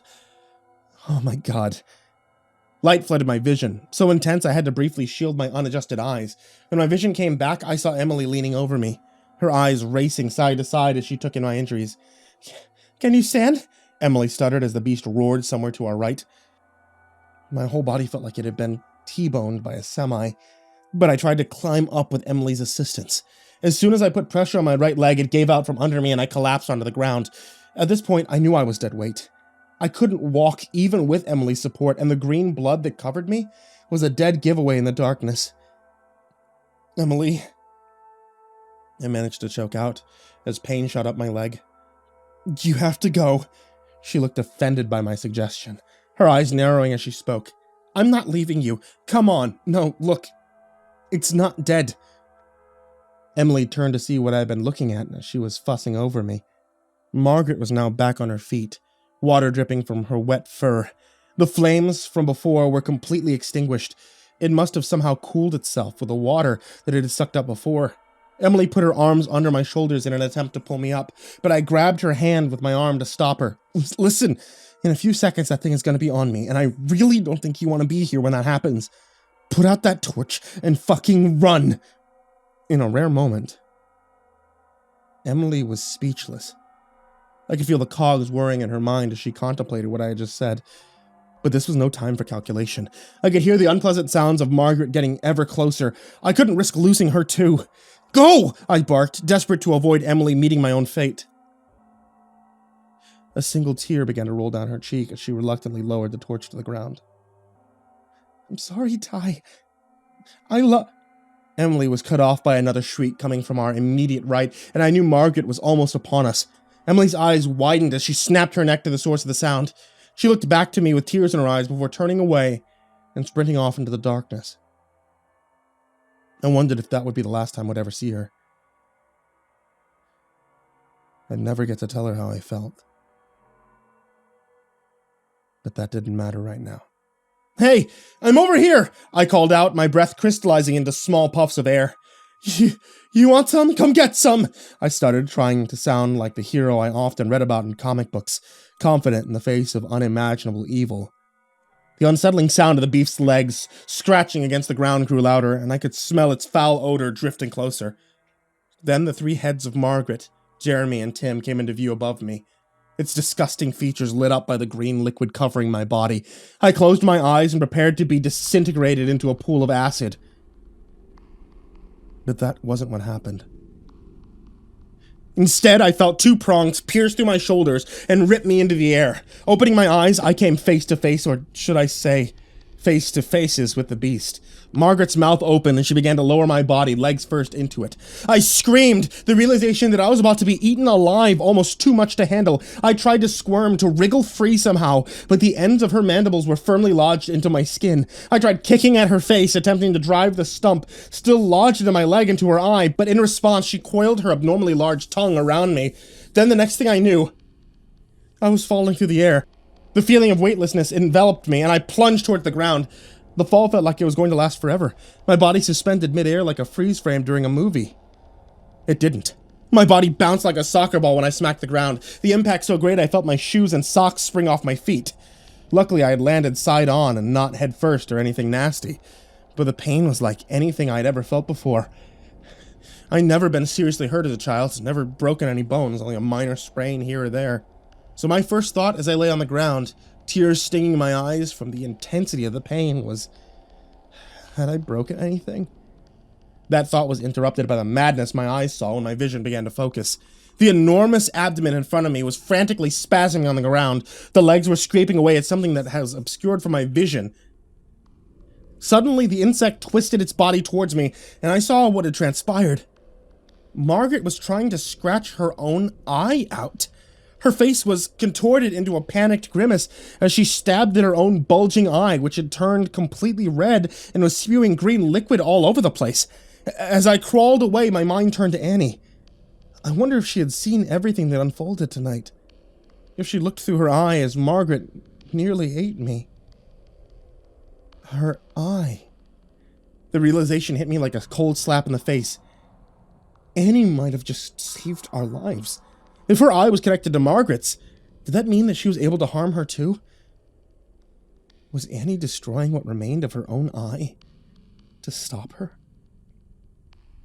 As I contemplated that thought, I was hit with a massive blast of light. I squinted my eyes, waiting for them to adjust as my surroundings slowly came into view. When my eyes adjusted, I realized that the light was coming from above, and I could now see the entirety of the tank. I had actually made it pretty close to the ladder for crawling in the darkness. I was only a few feet away from it. I looked up to see the security guard we'd bumped into earlier, descending the ladder. I breathed a sigh of relief and raised my voice to call out to him, but I could only get out enough of a "he" before erupting into a coughing fit that sent waves of pain coursing through my body. Fortunately, the coughing seemed to catch his attention as he looked down from his position on the ladder and called out, "Goddamn, stay the hell where you are!" Then he turned to look up at the hatch. "I found your friend, he's in bad shape." "You said there was some sort of massive bug in here too? Well, I don't see it, just some woman." I twisted my hand to scan my surroundings that were now lit up by lights that had been installed on the tank walls. My eyes fell on the body of a woman lying motionless, 10 feet away from me. Her skin was gray and a slimy liquid was spilling out of her orifices. Margaret was a beast no more. I quickly whipped my head back to the guard. Don't go near her!" I managed to get out. "Don't worry, I'm coming," he responded, making his way down the ladder. I couldn't tell if he could hear me or not, but I couldn't really muster up the strength to shout, lest I trigger another coughing fit. So I just laid there, clutching my broken body as he climbed down to me. Finally, his feet touched the ground next to mine. The guard's bearded face loomed over me, a black beanie now covering his bald skull. He looked like a grizzled veteran, so his almost squeamish response to seeing my impaled leg caught me off guard. "Oh man, what is that?" he said, stabbing a finger at the hairy appendage protruding from my skin. "Trust me. You don't want to know," I responded. "You really don't." Emily's face came into view. her hands clutched close to her chest. She leaned in close to me, wrapping me in a tight hug. "I'm never leaving you again." I wanted to respond with some sappy words. I really did. But her embrace compressed my potentially broken ribs, forcing a pained groan out of my mouth. "Shit, I'm sorry," Emily said, backing up with a look of concern on her face. I chuckled, which still hurt, just not as much. I gave her a half smile. "Man, am I glad you came back. I didn't want to go in the first place." "But you had to." "Yeah, I know. That's why I got help." Our conversation was interrupted by the slightly high-pitched voice of the guard. Ma'am, are you okay?" I turned my head to see that he was speaking to Margaret, who was now on her feet and slowly shambling towards him. Her gruesome gray body was covered with the same green blood that I was covered head to toe in, but the most striking part of her appearance was her right eye, or rather, the lack of it. There was a bloody hole leaking gray matter where her right eye used to be. Annie's sacrifice. As Margaret's movements became more aggressive, the guard took a step back and reached for his gun. Wait, don't shoot!" I called out to him. Despite all she had taken away from me. Despite the fact that just 10 minutes ago she tried to eat me alive. I wanted to make peace. I wanted to help her and fulfill Annie's wish. To set Margaret free. The guard shot me a stunned look. "Are you crazy?" I grimaced, attempting to get up, but the pain in my chest was too much. Fortunately, Emily wrapped her arm around me, helping me up. "I know a lot more about her than you do," I said, moving towards Margaret with Emily's support. That caught Margaret's attention, and instead of moving towards the guard, she began to shuffle in our direction. "Can you reach in my pocket?" I asked Emily, who nodded and stuck her hand inside, pulling out the photo Annie had handed me at the library. The one of Margaret's son. Emily handed me the photo, and I held it up in front of Margaret, who was now in arm's reach, away from it. "Margaret, do you remember Michael?" The zombie woman paused as the name Michael left my mouth. Her one good eye twitched as it scanned the photo. He's your boy." A look of familiarity slowly spread across her face, starting from her furrowed brow and ending at her slimy lips. She whipped her arm out, and for a second I thought she was going to land a blow square on my face, but her hand curled around the photo and pulled it free. Margaret tentatively raised the photo to her eye, peering at the face of her son. "My boy," she said, in a low, raspy voice that sounded nothing like the distorted screams I'd heard from her the last time I was in the tank.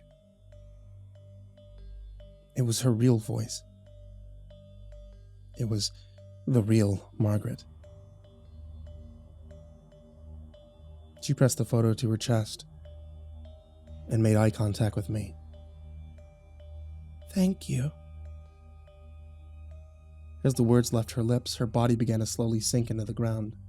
A puddle began to form at her feet as she disintegrated, first her legs, then her torso, and lastly, her head. When she finally disappeared, 2 spirits shot into the air out of the puddle. I looked up in awe as they circled in the sky before shooting off in different directions, and then silence fell on the tank. It was over. "Well, whatever that shit was, you two have a lot of explaining to do," the guard said. I looked at him, slowly gave him a thumbs up, and then everything went black.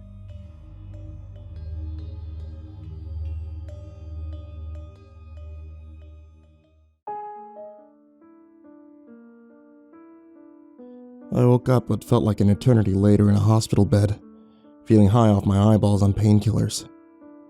Nothing ached anymore, nothing even tingled. Compared to the ball of pain I'd been in when I was in the tank, this was heaven. The room was small, with 4 white walls and a machine that beeped every time my heart thumped in my chest. The sun shone through a window on my right, just peeking through the clouds. It must have been out all night. Regardless, I was glad just to be alive. Then, everything that had transpired in the past 24 hours came rushing back to me. Disturbing images of a gigantic insect munching on me, with jagged teeth flashed through my mind, its wiry legs sliding over my limbs. I tried to shake the thought from my head, blinking my eyes a couple of times to bring back the present. That was when I noticed the person slumped over on the chair next to me. Her head was resting on her shoulder. Her whole body leaning to the left. Strands of her red hair were hanging over her face while a pile of comic books lay on her lap. The smile crept across my face. She really was determined not to leave me again. "Hey," I croaked. My dry throat mangled the words as it came out of my mouth. Emily stirred but didn't wake up. I swallowed, trying to work up the saliva to speak clearly. "Hey." Emily's eyes jerked open. She blinked a few times before looking up to see that I was staring back at her. "Ty!" She raced to my side, completely forgetting about the comic books on her lap, which spilled all over the place. I thought you'd never wake up," Emily said, putting her hand on my cheek. "How are you feeling?" "Honestly, I feel amazing. But I think it's the morphine, or whatever they gave me." "Yeah. Well, you took a fucking beating last night. I'm getting survivor's guilt just thinking about it." "You should see the other guy." Emily's face softened, a look of affection spreading across her. My heart beginning to flutter in my chest, causing the ECG machine to make a series of oddly timed beeps. "Look, I'm not good at saying sappy shit. You know that," Emily said, lowering her eyes as her cheek began to glow pink. "But?" I asked expectantly. Emily rolled her eyes, punching me softly in the arm. "But I want to, for you. So here goes." She took my hand in hers, exhaled slowly, and looked me right in the eye as she spoke. "I know I'm someone who always gets herself, and others, into dangerous situations, but for as long as I can remember, you've always been the one who's protected me during them. Even at school, when the other kids would talk shit to me because I used to dress like a punk, you always stood up for me. I never had to ask you to do that.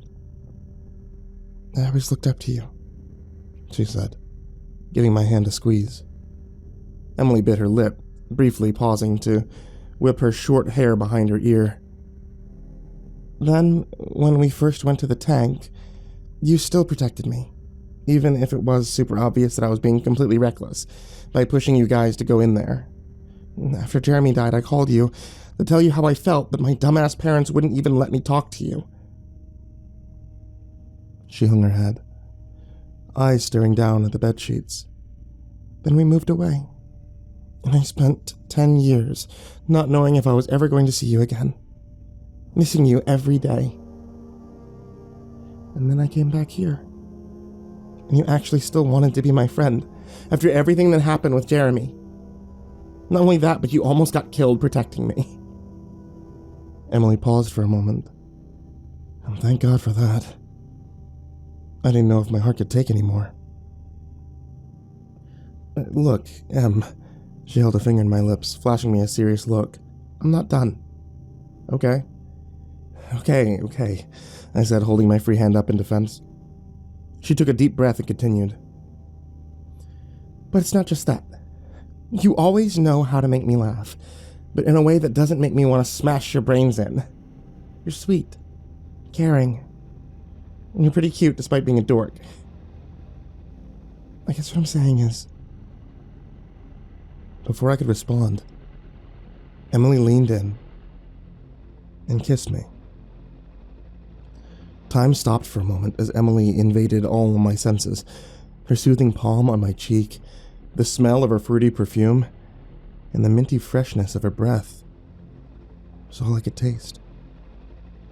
Her soft lips felt amazing as they pressed up against mine, sending a warm, fuzzy feeling cascading over my face. It felt like the kiss would never end. But she finally relented to come up for air. I opened my eyes to see her looking back at me. Eyes seemed to glow as she smiled at me. I love you, Tyler. Relief flooded through me, my heart leaping with joy. There was so much I wanted to say. I wanted my own monologue. I wanted to tell her everything I loved about her. How she was so brave, inspiring, determined, smart, and resourceful. How she refused to give up. Had a heart of gold under a seemingly cold exterior. And was super cute on top of all that. But I knew I could sum all that up in 4 words. I love you too. Emily's face cracked into a wide grin. The happiest I think I'd ever seen her. Now that all that was out of the way, I couldn't help myself. I wanted to kiss her again. I leaned in slowly. Emily followed my lead, but the moment was interrupted by the sound of the door into the room swinging open. I opened my eyes to see an older woman wearing a white coat leering at us with a disapproving look in her eyes. You can get your jollies off later. Right now you need to rest. 3 broken ribs. A badly infected wound on my leg that required a dozen stitches to close, a minor concussion, and a heap of cuts and bruises. That was the official write-up by the hospital. Luckily I had insurance, so I was able to stay in a relatively decent room while I was being nursed back to health. The pain meds kept me from struggling too much, although my breathing continued to be slightly impaired due to the aforementioned broken ribs. I had a number of visitors during my stay in the hospital. The most regular being Emily, who came in just about every day to see me. Having her by my side was what made the stay seem to fly by, as each day she would bring me something to read or watch. I even snuck in a few snuggles when the staff wasn't around. Emily also filled me in on what happened after I had passed out in the tank. The guard and her had managed to get me out with the assistance of the other security personnel. During the rescue, she told them everything that had happened, from our first visit to the tank to our last. Having literally witnessed a zombie lady disappear in front of his eyes, he was more inclined to believe our story, even backing her up in front of his colleagues who were in disbelief. In exchange for the guards not reporting our breaking and entering to the police, Emily agreed to pay for the repairs to the tank's hatch. But Emily wasn't the only visitor I received during my stay. It was late on a Wednesday afternoon. I'd been in the hospital for 2 weeks and begun to feel a lot better. Breathing was easier, my chest didn't hurt as much, and I was beginning to walk around on crutches without much difficulty. Emily had popped out to go to the shops when Special Agent Garrison confidently strode into the room. Tyler Schwartz, he said, looking me up and down through his signature black sunglasses. I immediately sat up on my bed, stunned by his sudden arrival. Agent Garrison. You look like you've seen better days, he remarked. I swallowed, unsure of how to respond. Yeah. Things are getting better, though. He nodded. We sat in silence for a few moments. I wondered if he knew what had happened. Surely he did, if he was here. The rumor around town is that you and Emily DeStoro were at the water tank on the edge of town 2 weeks ago, Garrison said. Well, you know, people say a lot of things, I said, trying not to show that I was freaking out inside. Relax. I'm not here to arrest you. I exhaled, not realizing I'd been holding my breath. If everything I heard from that security guard is correct, you're trying to help the person who took the life of your best friend, Jeremy Williams, Garrison said, taking a seat next to me. You might not know this, but I've lost a number of good colleagues during my time with the FBI. Some I would go as far as to describe as my friends. I know what it's like to lose a friend. And to tell you the truth, I was secretly rooting for you, Tyler. I believe there's forces in this world more powerful than we can imagine, both positive and negative. He paused for a moment, and I waited in anticipation for him to continue. From what I understand, there is an evil here in Parsky. I believe you've cleansed part of it, but I don't believe it's fully disappeared yet. I'm willing to commit myself to finding out what's going on in this town, and I just wanted to thank you for inspiring me to do so. I was taken aback by this. I had always regarded Garrison as the most understanding cop that I'd ever spoken to during the entire tank saga, but I had no idea he believed in the supernatural. Regardless, it was good to have him on my side. He'd very deliberately told us last time that if we interfered in his investigation again, he'd have no choice but to arrest us. What was more intriguing was what he said about Parsky. Did this mean that Margaret was only the beginning of the darkness that existed in this town? Were there more demons and zombies yet to be unearthed? Wait, do you think there's more evil in Parsky? Do you know where to find it? I asked. Garrison patted me on the shoulder before standing up and moving to the foot of my bed. I have an idea. A week later, I was out of the hospital. My ribs having fully healed, I could now confidently walk around on crutches, and the wound in my leg had disappeared. The round scar replaced it. Having only booked a week at the hotel I was staying at, I had nowhere to go. But thankfully, Emily talked her uncle into letting me crash at his for a little while. While I was there, Emily and I talked about our future, given the fact that it was now time for each other to return to different cities and continue our lives. In the end, we decided that we'd give long distance a shot. I know the odds of it working out weren't great, but I was prepared to put the effort in because Emily was certainly worth it. Emily only had 1 year left in her degree, so she promised once she finished, she would move to Missouri to look for work and be with me. I told her that she didn't have to sacrifice so much, but she put her foot down on the matter, and I'm not one to challenge her when she's that determined. On our last day in Parsky, I joked that we should go back to the tank, light it on fire, burn that godforsaken thing to the ground. Well, we can't do that. We could light the sky on fire, she responded, digging around in her bedside table to produce the bag of fireworks she'd bought way back when. I can't believe you still have those. Wouldn't let such a high-quality firework go to waste. So, where do you want to go? That night, Emily drove us up to the top of Ellendale Hill, named after a famous settler who passed through Parsky on their way to establishing a settlement nearby. We bought some beer, snacks, and of course the fireworks.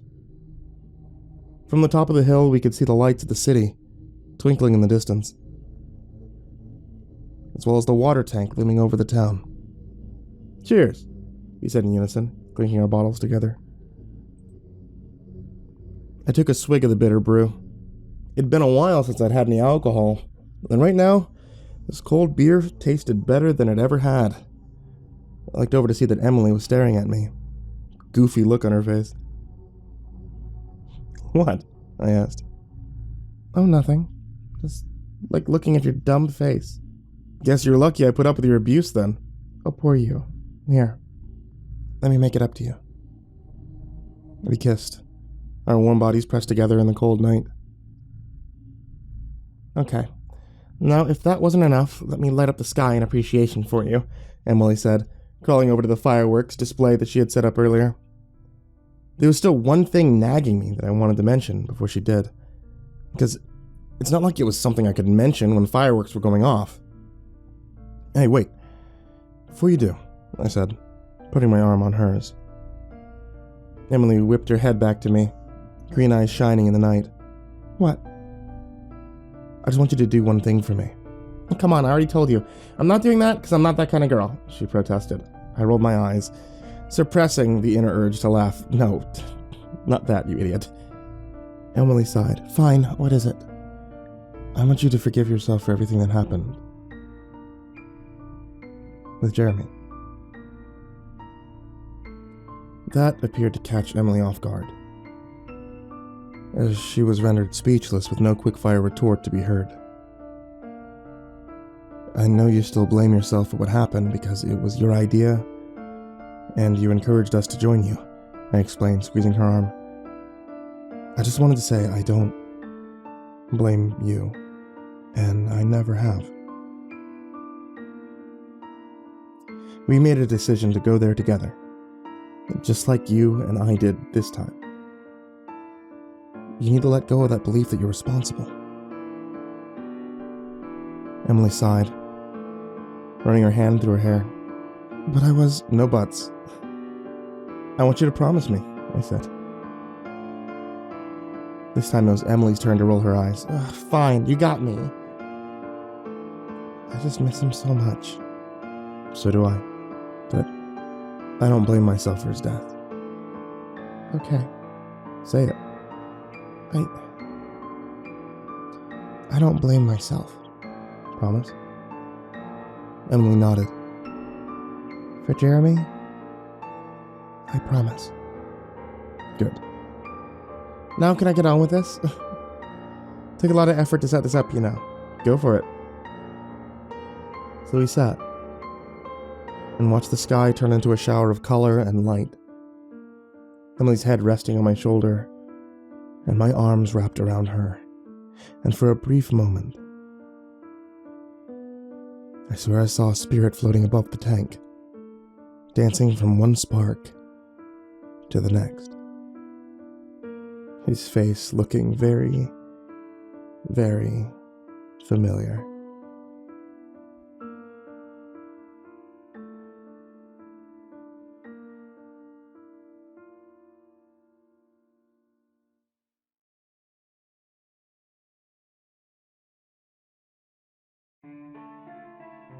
Hey there kids, it's me, MrCreepyPasta, and I wanted to tell you all thank you so much for listening to tonight's story, or watching tonight's story if you're on YouTube.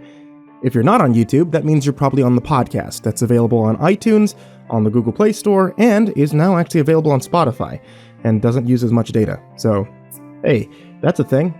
If you guys aren't listening on YouTube or Spotify, then I have no idea how else you could have found me. Unless you found one of those books on Amazon. You know, the Creepypasta Collection, Volume 1, Volume 2. Those are things too.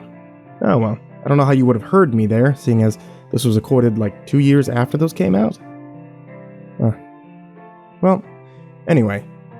Thanks for listening, folks. And sweet dreams.